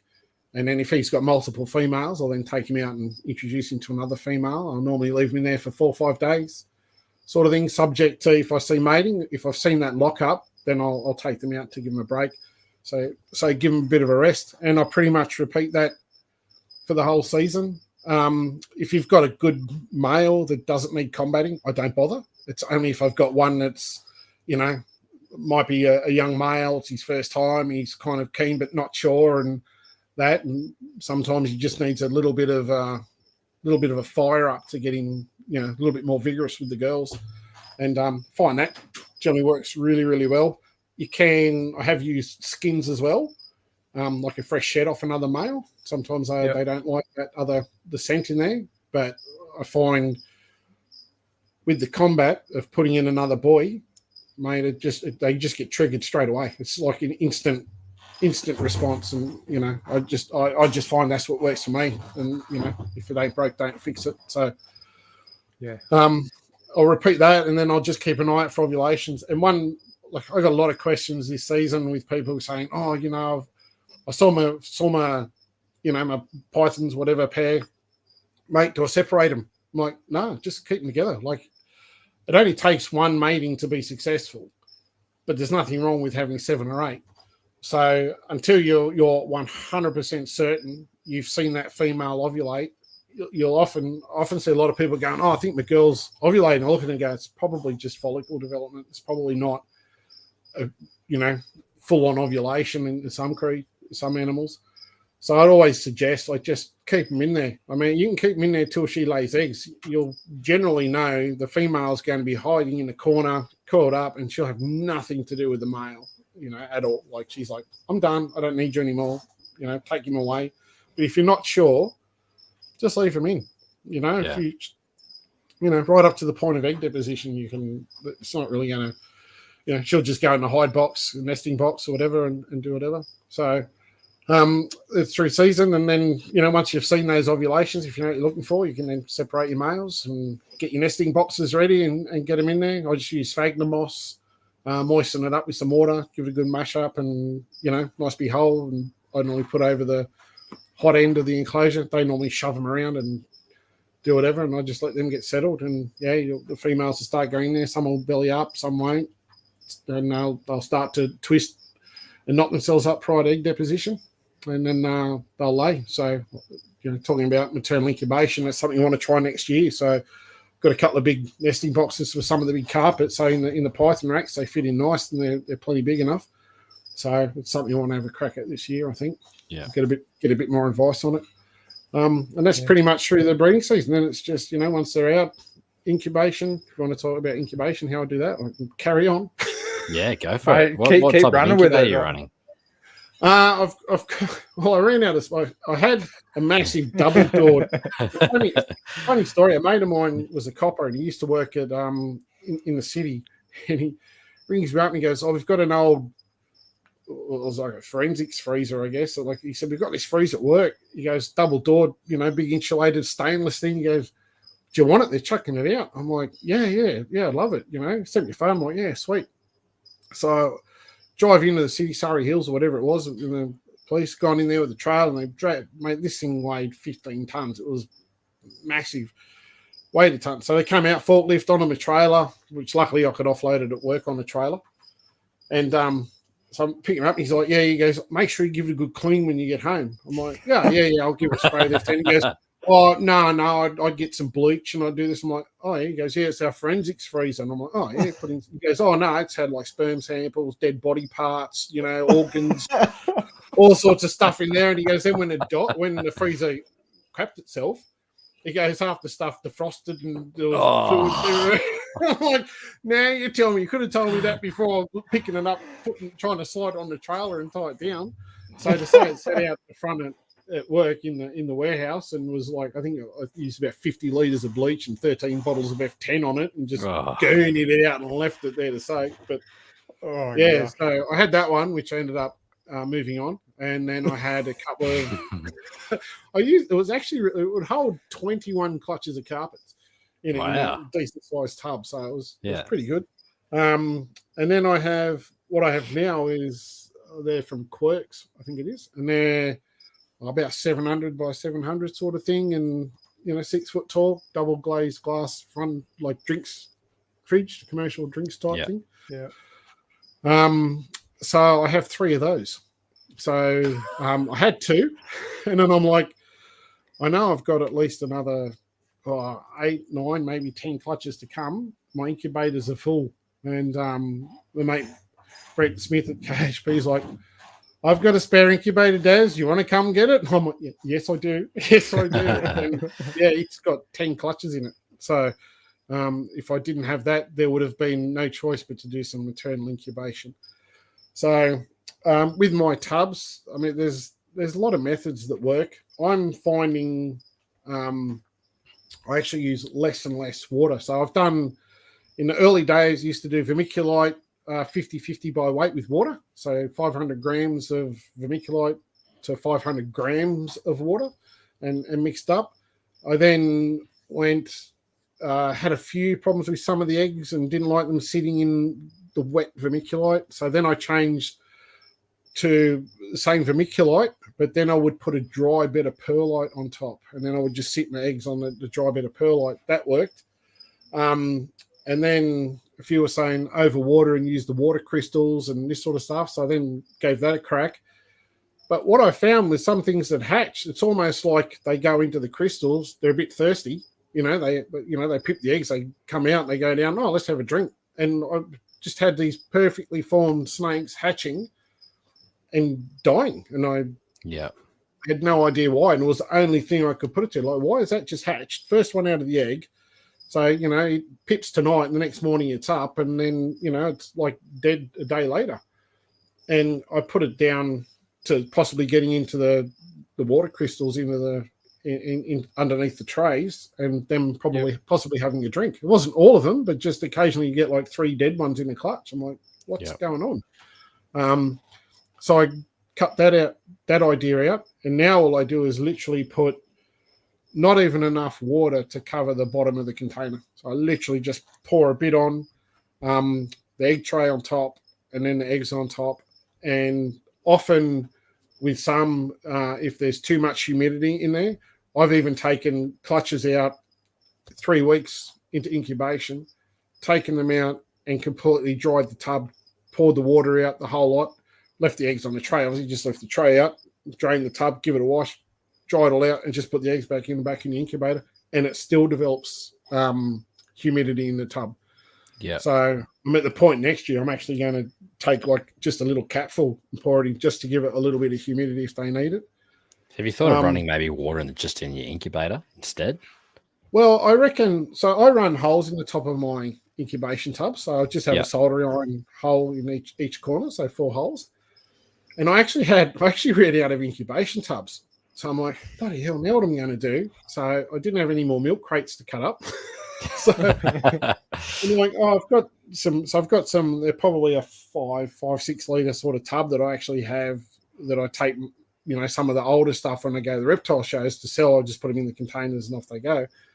And I had it close and I thought, I'm just going to put it in. Just put it in on the thing. No water, no tray, nothing. Put it in the incubator. Walk in there 2 days later and there's humidity on the sidewall of the tub. And there's nothing in there at all. And obviously I then panicked because I thought, oh shit, I hope there's not like water, sitting on the floor of the tub and the eggs are sitting in it. So it's not the floor's dry, it's just a little bit of moisture on the sidewall. And I actually think because of those air holes that I have in the tubs, because there's quite a few incubation tubs, there's enough humidity evaporating out of that it's creating a bit of humidity in the incubator itself as well. Yeah. So I have heard of people like using trays of water and stuff like that, but I'm starting to think, I've been doing it a while, and it's like every year, it's like try something different. So this year, I think I'll just try less water and even maybe not no water, but very, very little in some, and I'll see how it goes. But, water can be a big killer for eggs. If you've got too much humidity and that water is dropping on top of the eggs or whatever, it's not good. So if I see humidity on the roof of the incubation tubs, I take them out, dry it, and I'll take the water out and I'll put them back in. Yeah. So, and that's what I do for incubation. And, unfortunately, you still lose eggs. Doesn't matter what you do. That's just the nature of the beast. You're dealing with nature. Once, you've paired the animals, there's nothing you can do. That's right. All you can do is, tick all the boxes. Has your female got condition? Have you cooled enough? Have you, the boy's ready to go, paired up? Have they mated? She ovulated? Once they ovulate and that egg development starts, mate, what hatches it in, a few months down the track, you have zero control over. So, I guess that's a good thing about having so many egg containers in that incubator as well, and having holes in each container, is you've got that buildup of humidity in the whole incubator itself. Whereas if you've just got one container in that incubator with a small amount of water, you might not have enough humidity. Yeah, because you've got so many, you've got like that big buildup of humidity. Yeah, 100%. And being such a good seal on that fridge door as well. Yeah. I aerate the incubator as well in terms of because what I found was going back to the big double-doored contaminated incubator that I used to have was, I had to double stack tubs. And then I'm like, if you're trying to aerate those tubs, you're constantly pulling eggs out. And like, I had some people messaging me and they're like, here's my eggs laid and I'm canning it today and I'm canning it tomorrow. And mate, leave the eggs alone. You know, if you want to candle them, I don't even bother candling anymore. Like, I used to candle every clutch. It's always cool. But now if they're in a nice clump, I literally take them up, put them in the tub, they're in the incubator, and set and forget, and don't touch them, you know. And I used to, with sealed lids, take them out, take the lid off, make sure there was some air exchange inside the tub itself. But when you've got them stacked on top of each other, and of course you've got double doors, so you've got a pillar in between, so you've got two sets, and then one in behind it means I have to take these two out to get to those two. And then I thought, you know what, there's got to be a better way of doing this. And that's when I went the air holes in, so then I could actually cross the tub, so to speak, because where the holes are in the tub, there's like a little shallow section in the lid of the tub. So I'll put the holes in there, then I can cross them over, and that allows all holes to breathe with the two tubs on top. So now I just literally grab the door and open and shut it a few times every couple of days, and that'll just drag that air in and out and just leave the door shut and go away. So, and just monitor the eggs, you know, rather than take it out, waft it over. It's all right when you've got maybe only 2 or 3 clutches, but, you know, like when there's lots. So it's trying to make things, I mean, I don't mind hard work, but if I can do something easier, then that's right. I'll find an easier way to do it. You know? And that's more time you can spend on the animals that aren't incubating as well. So yeah, absolutely. Yeah. So mic's muted, Luke. Whoops. It's hard to find good help, Chase, isn't it? It's not episode like 33 or anything. Nah. Had a little bit of practice. So, because Jason kind of missed out on how many clutches you happened to hit this year, do you mind sharing with that, or is that a bit of a secret number for yourself? I have kept it pretty quiet. Okay, fair enough. I have. It was a personal number. I was talking to Brent because obviously, as you know, Brent from KHP and myself have been doing egg cutting shows, you know, and we kind of do it. Kind of 2 reasons we do it. It's one, because we enjoy it, you know, and we can offer some of the stuff that we've learned, like what you guys are doing with your shows. You know, other people can come in and offer their experiences to other people that are less experienced, and just sharing our knowledge. So being able to help people that are, you know, having their first clutch and haven't bred something before, or they want to pair stuff. So we'll do the egg cutting section, and we'll actually say to each other, we'll try to keep it to like half an hour, 40 minutes, keep the show short. So we normally get through the egg cutting, but then we've got a lot of people asking questions, and you know, we don't have thousands of viewers, you know, it might be 30 or 40 people or something or other at certain points. But I'm like, what do you do? Like, we want to help people. We want to try to share what we know, and hopefully, you know, get more people interested and involved in the hobby and that sort of thing. So then it becomes, you know, a questionnaire. So we just decide, we'll just answer the questions and carry on. Sorry, what was your question? I sidetracked myself. I forgot what you asked then. That's okay. It's kind of a good distraction. I was because you know you've hit a bit of a personal best with your clutches this year. But that's all right. Back to the clutches. Yeah, that's right. Yeah. So then and we were trying to decide during the thing. I was like, do we tell everyone, or do we just let people guess as we go along? So we kind of, I know I told you before, but that's right. We'll keep it for later. Cool. So I will at the end of this. Sorry, before you just go on, I will. We did talk about it. So at the end of the season, because you always hear about people, and you always see like the good clutches. Yeah, never see the failures. That's right. You know, I lost a girl this year. She became egg bound and had complications and died quite rapidly. There's things like that happen when you have a lot of animals. You see this more often. When you got 5 snakes or 10 snakes, you know, you don't see it. When you've got several hundred you're working with, you see a lot. You'll get clutches of slugs. You'll get a nice clutch that you think's all nice, and half the eggs die off. So we actually I said to Brent, because I've got it all listed down, I said it'd actually be good to do a show and talk about statistics, like, you know, here's how many clutches I had, here's how many slugs I've had, here's how many good eggs I've had, and here's what I've actually hatched. And, you know, to actually see the numbers, because I think people think, you know, you buy a pair of snakes for $1,000, they're $500 each, and they'll have 20 eggs, so I'm going to make all this money. It doesn't work that way. You know, my last rodent bill was $3,000. Yeah. You know? And that wasn't a big order. That wasn't a lot of stuff. So, And then your power bill on top of that as well. Oh yeah, it's about $3,000 a quarter. Yeah. And if you're raising animals up versus just buying an adult pair or whatever, or if you're like me and you let 2 male green tree pythons on the loose by accident, like that, it kind of sets you back a few years. Things happen. Talking about let one on the loose. As I mentioned before, I was working away. My wife didn't quite shut one of the hatchie drawers. She'd managed to get feeding. So it was a caramel post double het Xanthic albino from a moonglow pair. Ooh. So I'm like, she goes, That's a mouthful.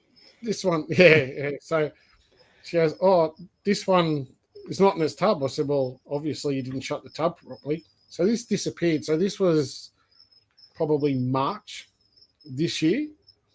2 weeks, not even 2 weeks, probably last week. We're walking out the door. My wife screams, there's a snake. I'm like, what's gotten out now? Thinking, did I not shut a drawer? Had a look, and it was the caramel that had actually gotten out like 6 months earlier, sitting at the doorstep. Like we hunted high and low and never found it.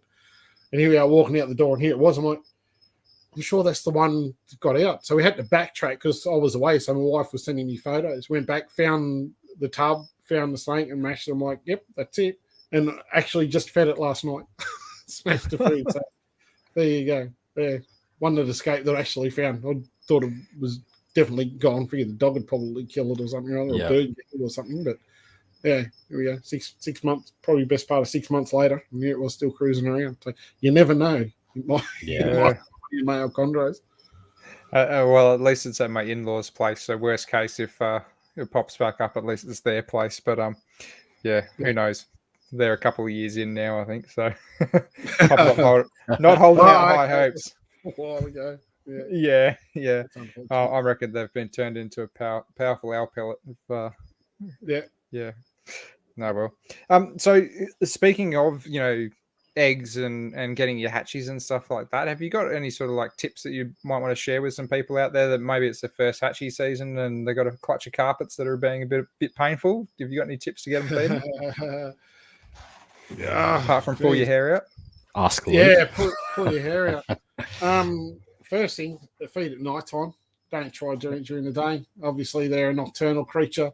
So, I always get my best results, quiet time, 8:30, 9 o'clock at night. And, so, I mean, you can start earlier sometimes because I've got a lot to get through. So sometimes it'll be 7 o'clock and you should hear the yelling in the house, like you're sitting there trying to get one. Finally, one takes it and someone, I've got a 16-year-old son and a 13-year-old daughter, and one of them comes stomping out of the room like, I'm like, shut up, like stop, tramping through the house like an elephant. So they know, like I'll say, I'm feeding night. They're like, okay, they stay in their rooms and there's silence in the house. So keeping it, not a lot of vibration, so to speak. Try to keep the room, I'll have a light on, but I'll try to have it a bit darker. And obviously at night time when they're active, in actual terms of feeding, if it's Morelia, I'll normally always try pinky rats first. And I'll actually try to have the pinky rat a bit hotter than what I would normally. So I'll defrost. I don't defrost a lot. So if you've got a clutch of, let's just say 20 for argument's sakes, I'll defrost maybe 3 pinky rats, and literally go there because you get some that just, no matter what you try, just don't want to eat. So you move on to the next one. So I'll defrost them in hot water out of the tap. Always make sure you put your hand and go, yep, that's pretty warm. And I find with that added body heat, you suddenly put your hand in front, you got this little tiny hatchie and it's picking up this massive heat source in front of it. I think it can be hard for it to actually pick up the food item. So I have mine in racks. So my temperature in the rack is quite high, like 34 to sometimes 35 degrees. I find the heat helps them fire up, especially once you get them feeding. It really cranks their metabolism along. Unlike some lucky people that get chondros to eat straight out of the egg, I actually wait for my stuff to shed. So I normally just leave the clutch in the incubator in a tub. So I'll clean the tub out, put some paper towel down, put a water bowl in there, which I'll check every couple of days. And I'll leave the clutch in there and normally wait till they shed, providing there's room. And then once they've shed, I'll take them out, put them in the racks. And I normally find there's this point between, I'd say between a week and 2 weeks. So it's like a sweet spot. You get this, for whatever reason, you'll get the right night, and everything will feed with minimal effort, so to speak. And if you kind of miss that window, I find if you go too far, it's like they've absorbed what's left of the yolk in the egg. They've got no fuel left, and their metabolism shut down, I guess. So you need to get that metabolism. So nice warm food, nice quiet, nice high temperature in the tubs, somewhere for them to hide. I normally put them on paper towel, and most of the time I used to put hides in everything. And then obviously that's a pain in the butt when there's lots and lots of hatchies. So I find with paper towel, they'll actually go under the paper towel. So I'll grab a pair of tweezers. I can slide the tub out. You can look underneath, see if they're in between the two sheets or underneath, so I can have a look where the snake is. Put it back, and I just use tweezers to peel back the paper towel and push it the other way. And I'll then offer the pinky. I'll normally just put it in front of their head in case they're asleep. I mean, they've got no eyelids, so I don't know if they're sound asleep or they're actually looking at me going, what's going on? So, and I'll normally leave it there and watch for a bit of tongue flicker. Like that'll let me know that they're smelling.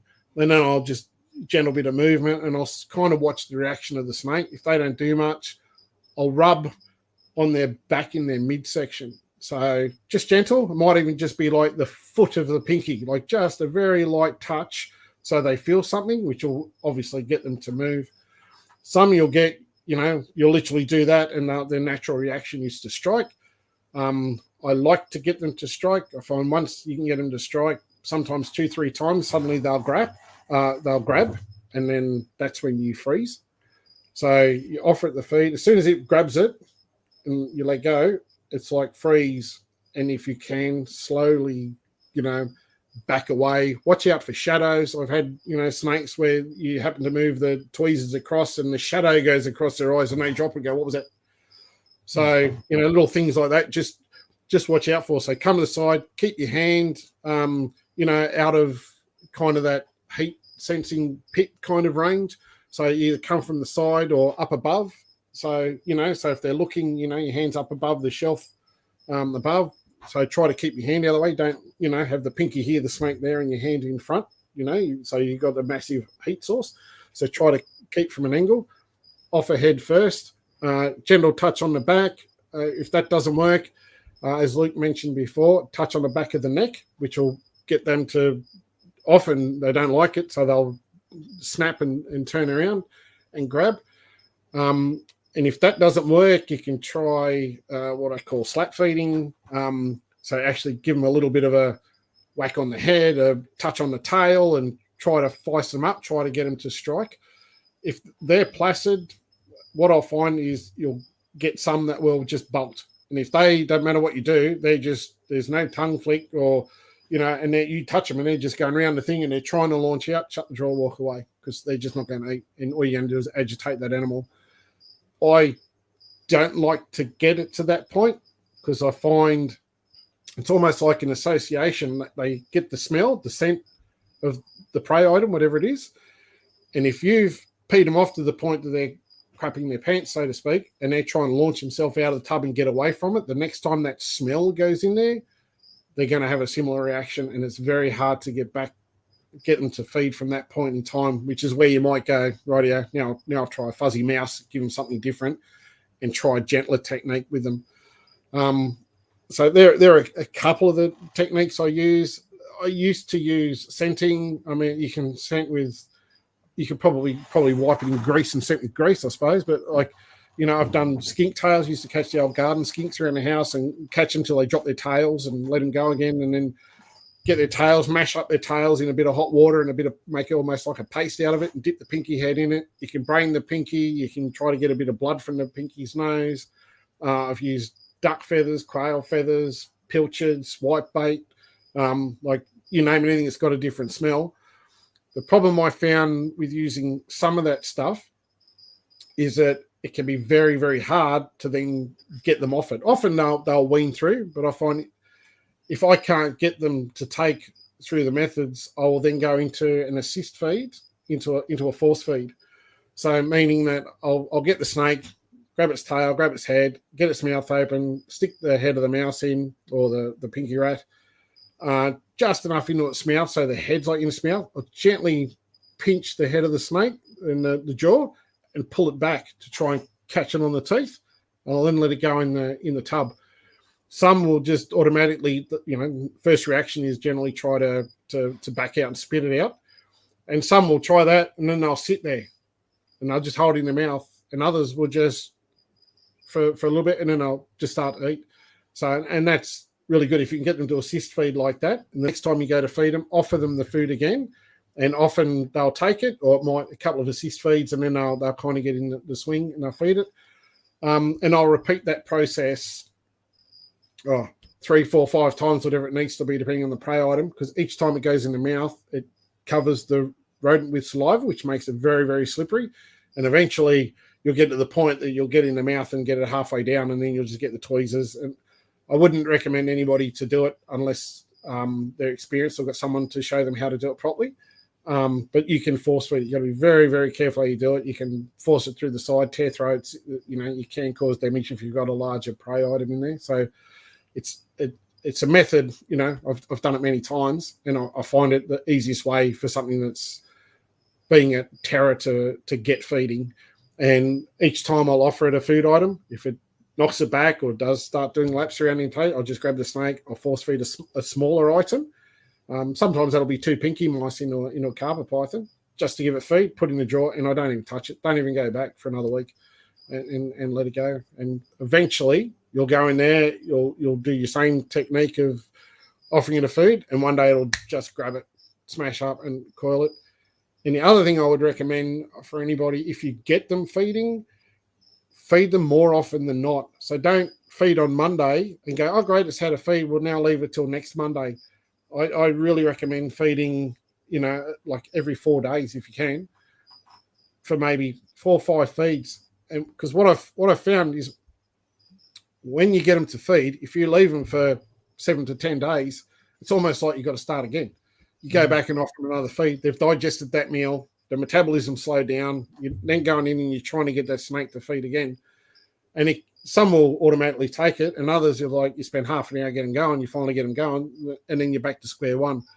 When you get them to feed, you've obviously got nice high temperatures on your hatchery racks. Get them to take that first feed. 3-4 days later, bang in with another one.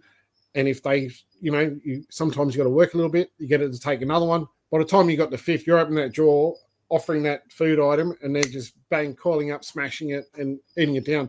Once you've got that reaction going really well for a few feeds, you can then back off to once a week if that's what you want to do.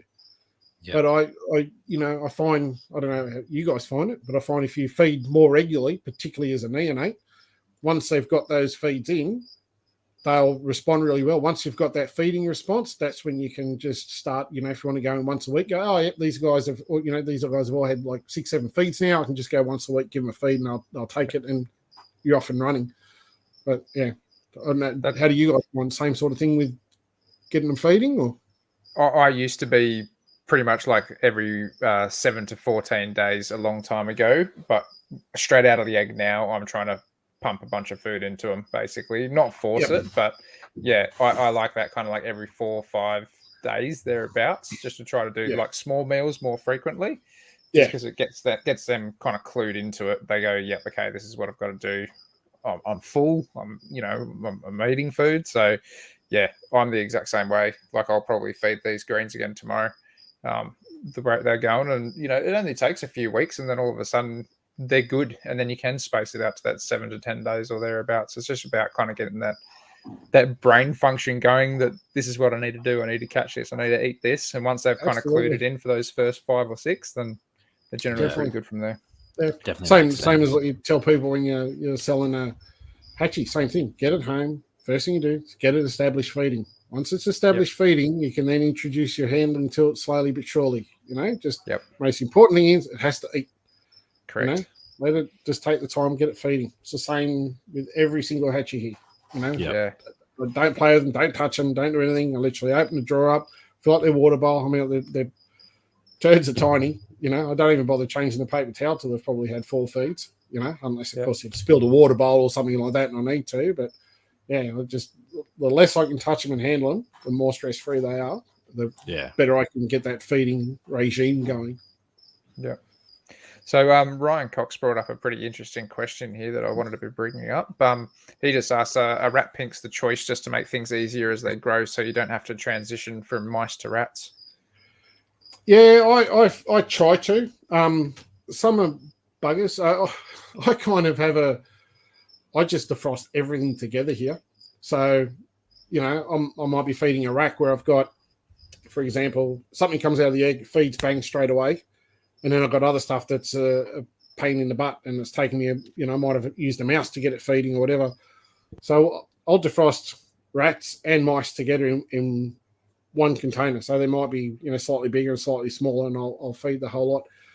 If you get them early enough, so let's say you started off on fuzzy mice, going to the point that I say about feeding every 3 to 4 days, it normally gives them a very aggressive feeding response. So once they start to take it, as soon as that food comes in and they grab it and smash it, that's when you make a transition. So if they've got that food response, and if you don't kind of get that, defrost rats and mice together. So to just take out some of the smell. So if you've been using fuzzy mice, throw in one fuzzy mice into a couple of rats when you're feeding rats to everything else, and then offer that snake that's eating the mice a rat as well. And often they'll kind of sniff it, they'll come up, they'll want it. And you can use a technique I call stroke in the back, where you just start to gently rub up and down this point, and they'll start to arch up and push against it, right? And when they start to do that pushing up, they're going to eat, right? They just, you've just got to keep that teasing and apply that pressure on them, and they normally want to feed then. They're just not sure about the smell. They're like, oh, I haven't smelled this before. And you can work with it. And once you kind of get that in, don't stray away. Stick to your game plan.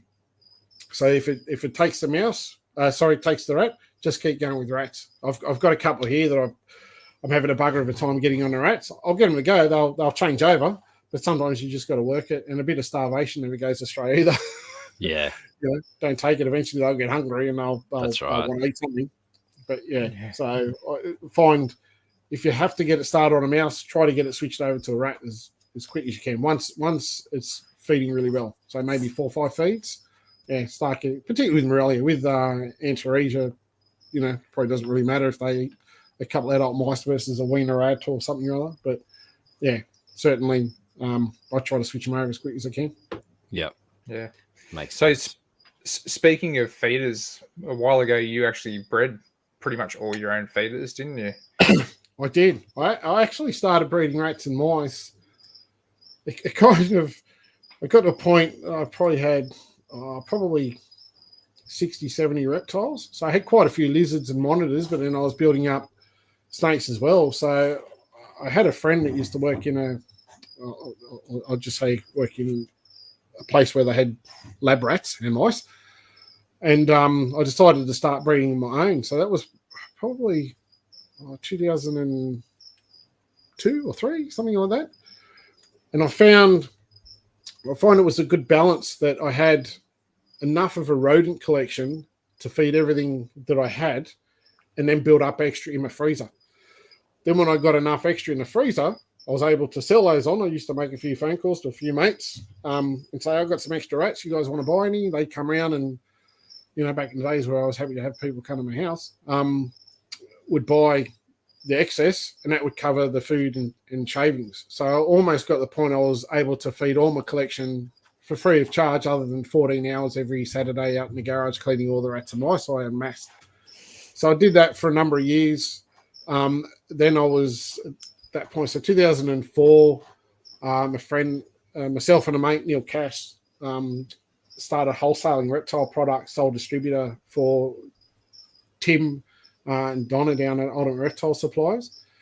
So we started doing that. Neil decided to go on his own way and do his own thing. So I carried on with the business for probably, I think I worked with and for Tim for about 4 years. So during that time, I got busier and busier and busier. And at the end, it was like, keep maintaining a collection. I'd probably grown into around 100 animals, cut down a lot of lizards, but obviously had more snakes. So cut down on the time frame that I had to look after everything. So Saturdays where I would happily go in the garage for 14 hours cleaning all the rats and mice, I just said, you know what, I can't do everything. Can't be on the road 5 days a week, traveling around to every pet store in New South Wales. Come home, then look after, 100-odd reptiles or something at that point in time, and then find time to, clean rats and mice on the weekend. I'd sometimes get like 6 pallets of, reptile equipment up from URS, and I'd be up till 3 a.m. trying to unpack it all, get it all inside the house, and it was all done from home, it wasn't in the warehouse, so it was all done by hand. So I'd made the call to sell everything up. So I kept all the rodent tubs, just got rid of all the rodents, time framed up, and then as years went on and depression kicked in and all sorts of stuff and life went bad, I decided to get back into it to try and dig myself out of a mental hole that I'd been a long dark tunnel of no goodness. And I got the opportunity to start doing it on a more of a commercial level. So that started off, I'd say, so I had all the equipment that I had, which I'd amassed over the years, rodent breeding cages and rats and mice. I probably had around 300 mice, females, and 300 rats. And I couldn't keep up. I couldn't believe it. I was being sold out. I was started supplying rats and mice to the reptile park when John Mostyn was working up there.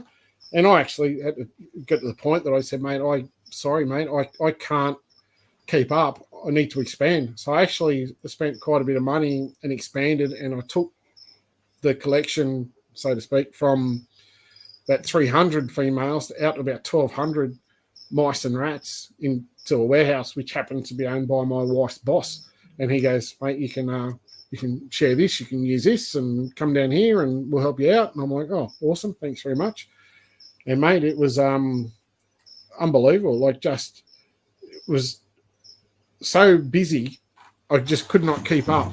And then to amass that, by that point in time, this was probably 6 or 7 years ago. At that point in time, when I moved into the warehouse, I think I was probably around 150, 160 snakes. And suddenly I've got an endless food supply. Literally an endless food supply. I'd gas hundreds and hundreds of things every day.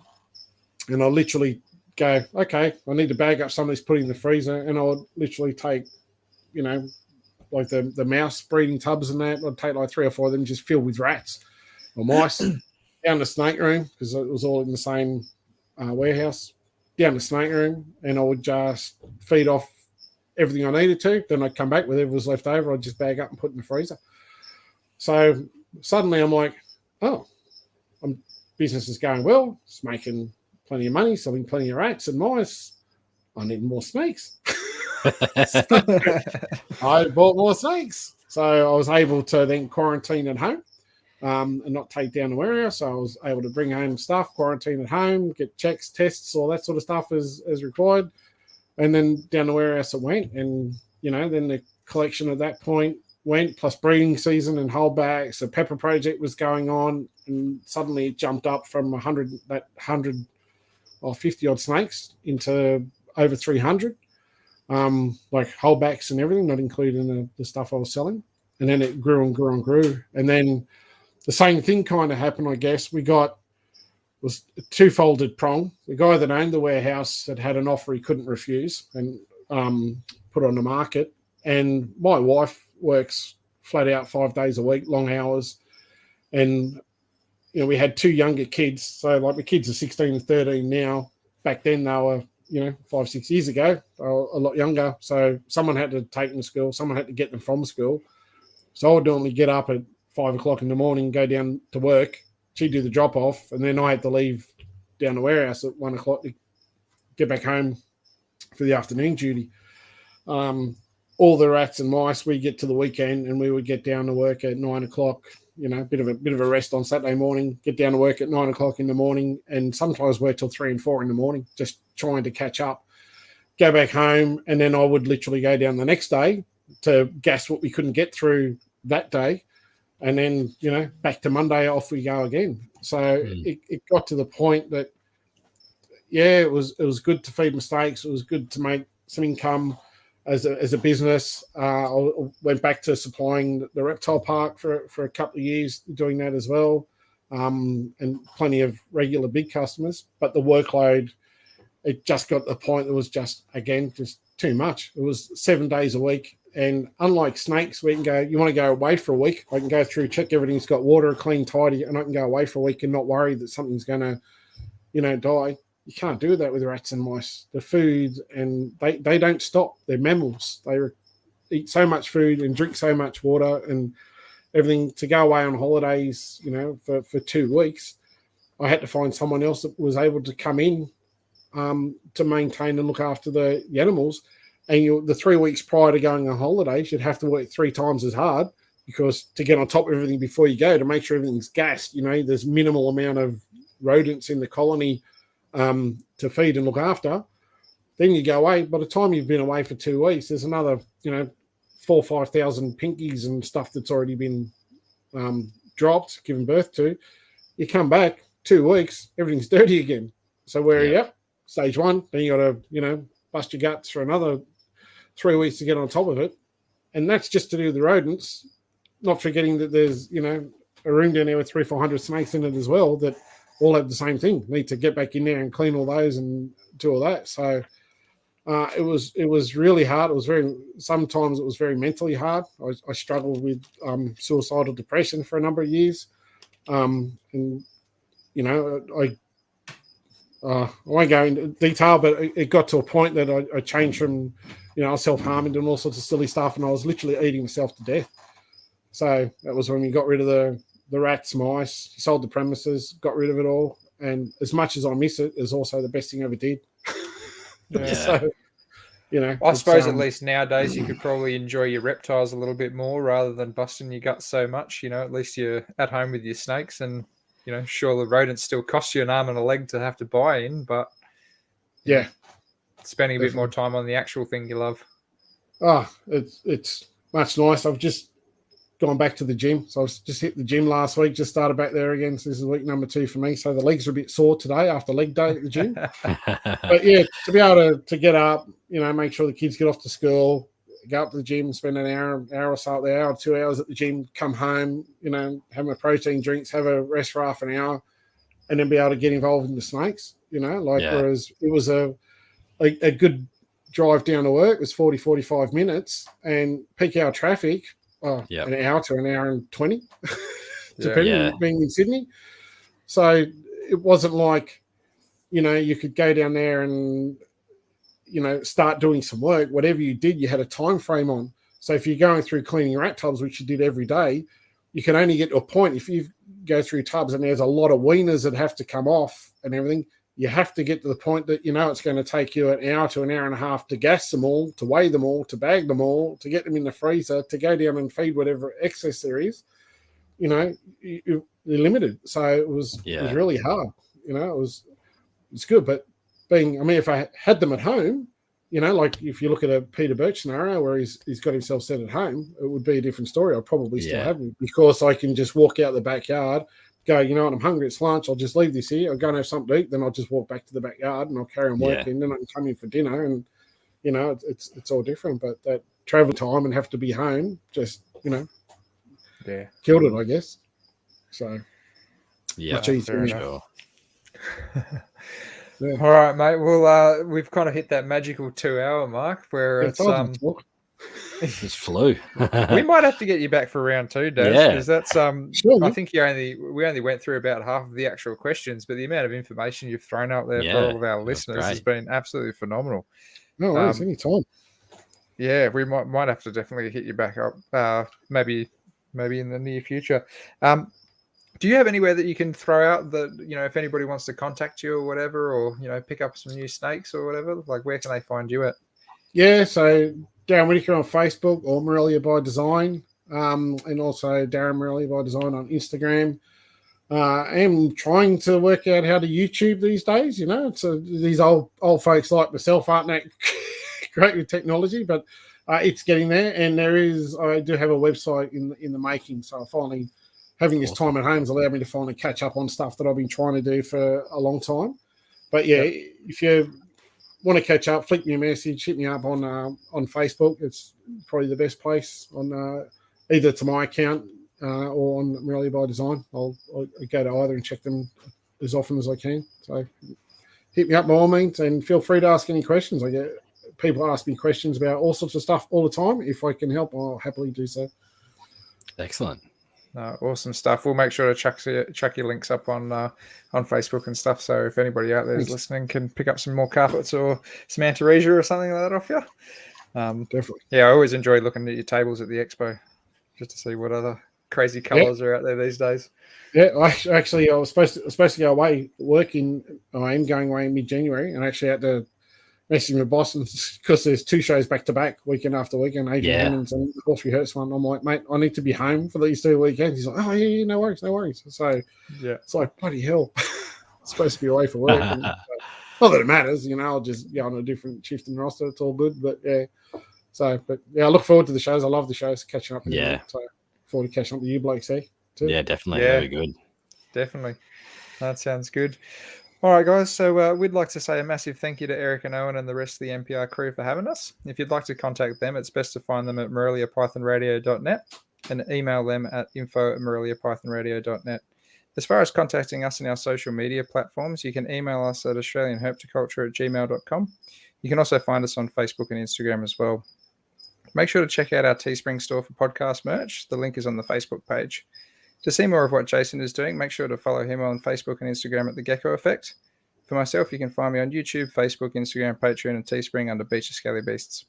We hope to have you back here next week for another episode of the Australian Herpetoculture Podcast. Good night, guys. Good night. Right.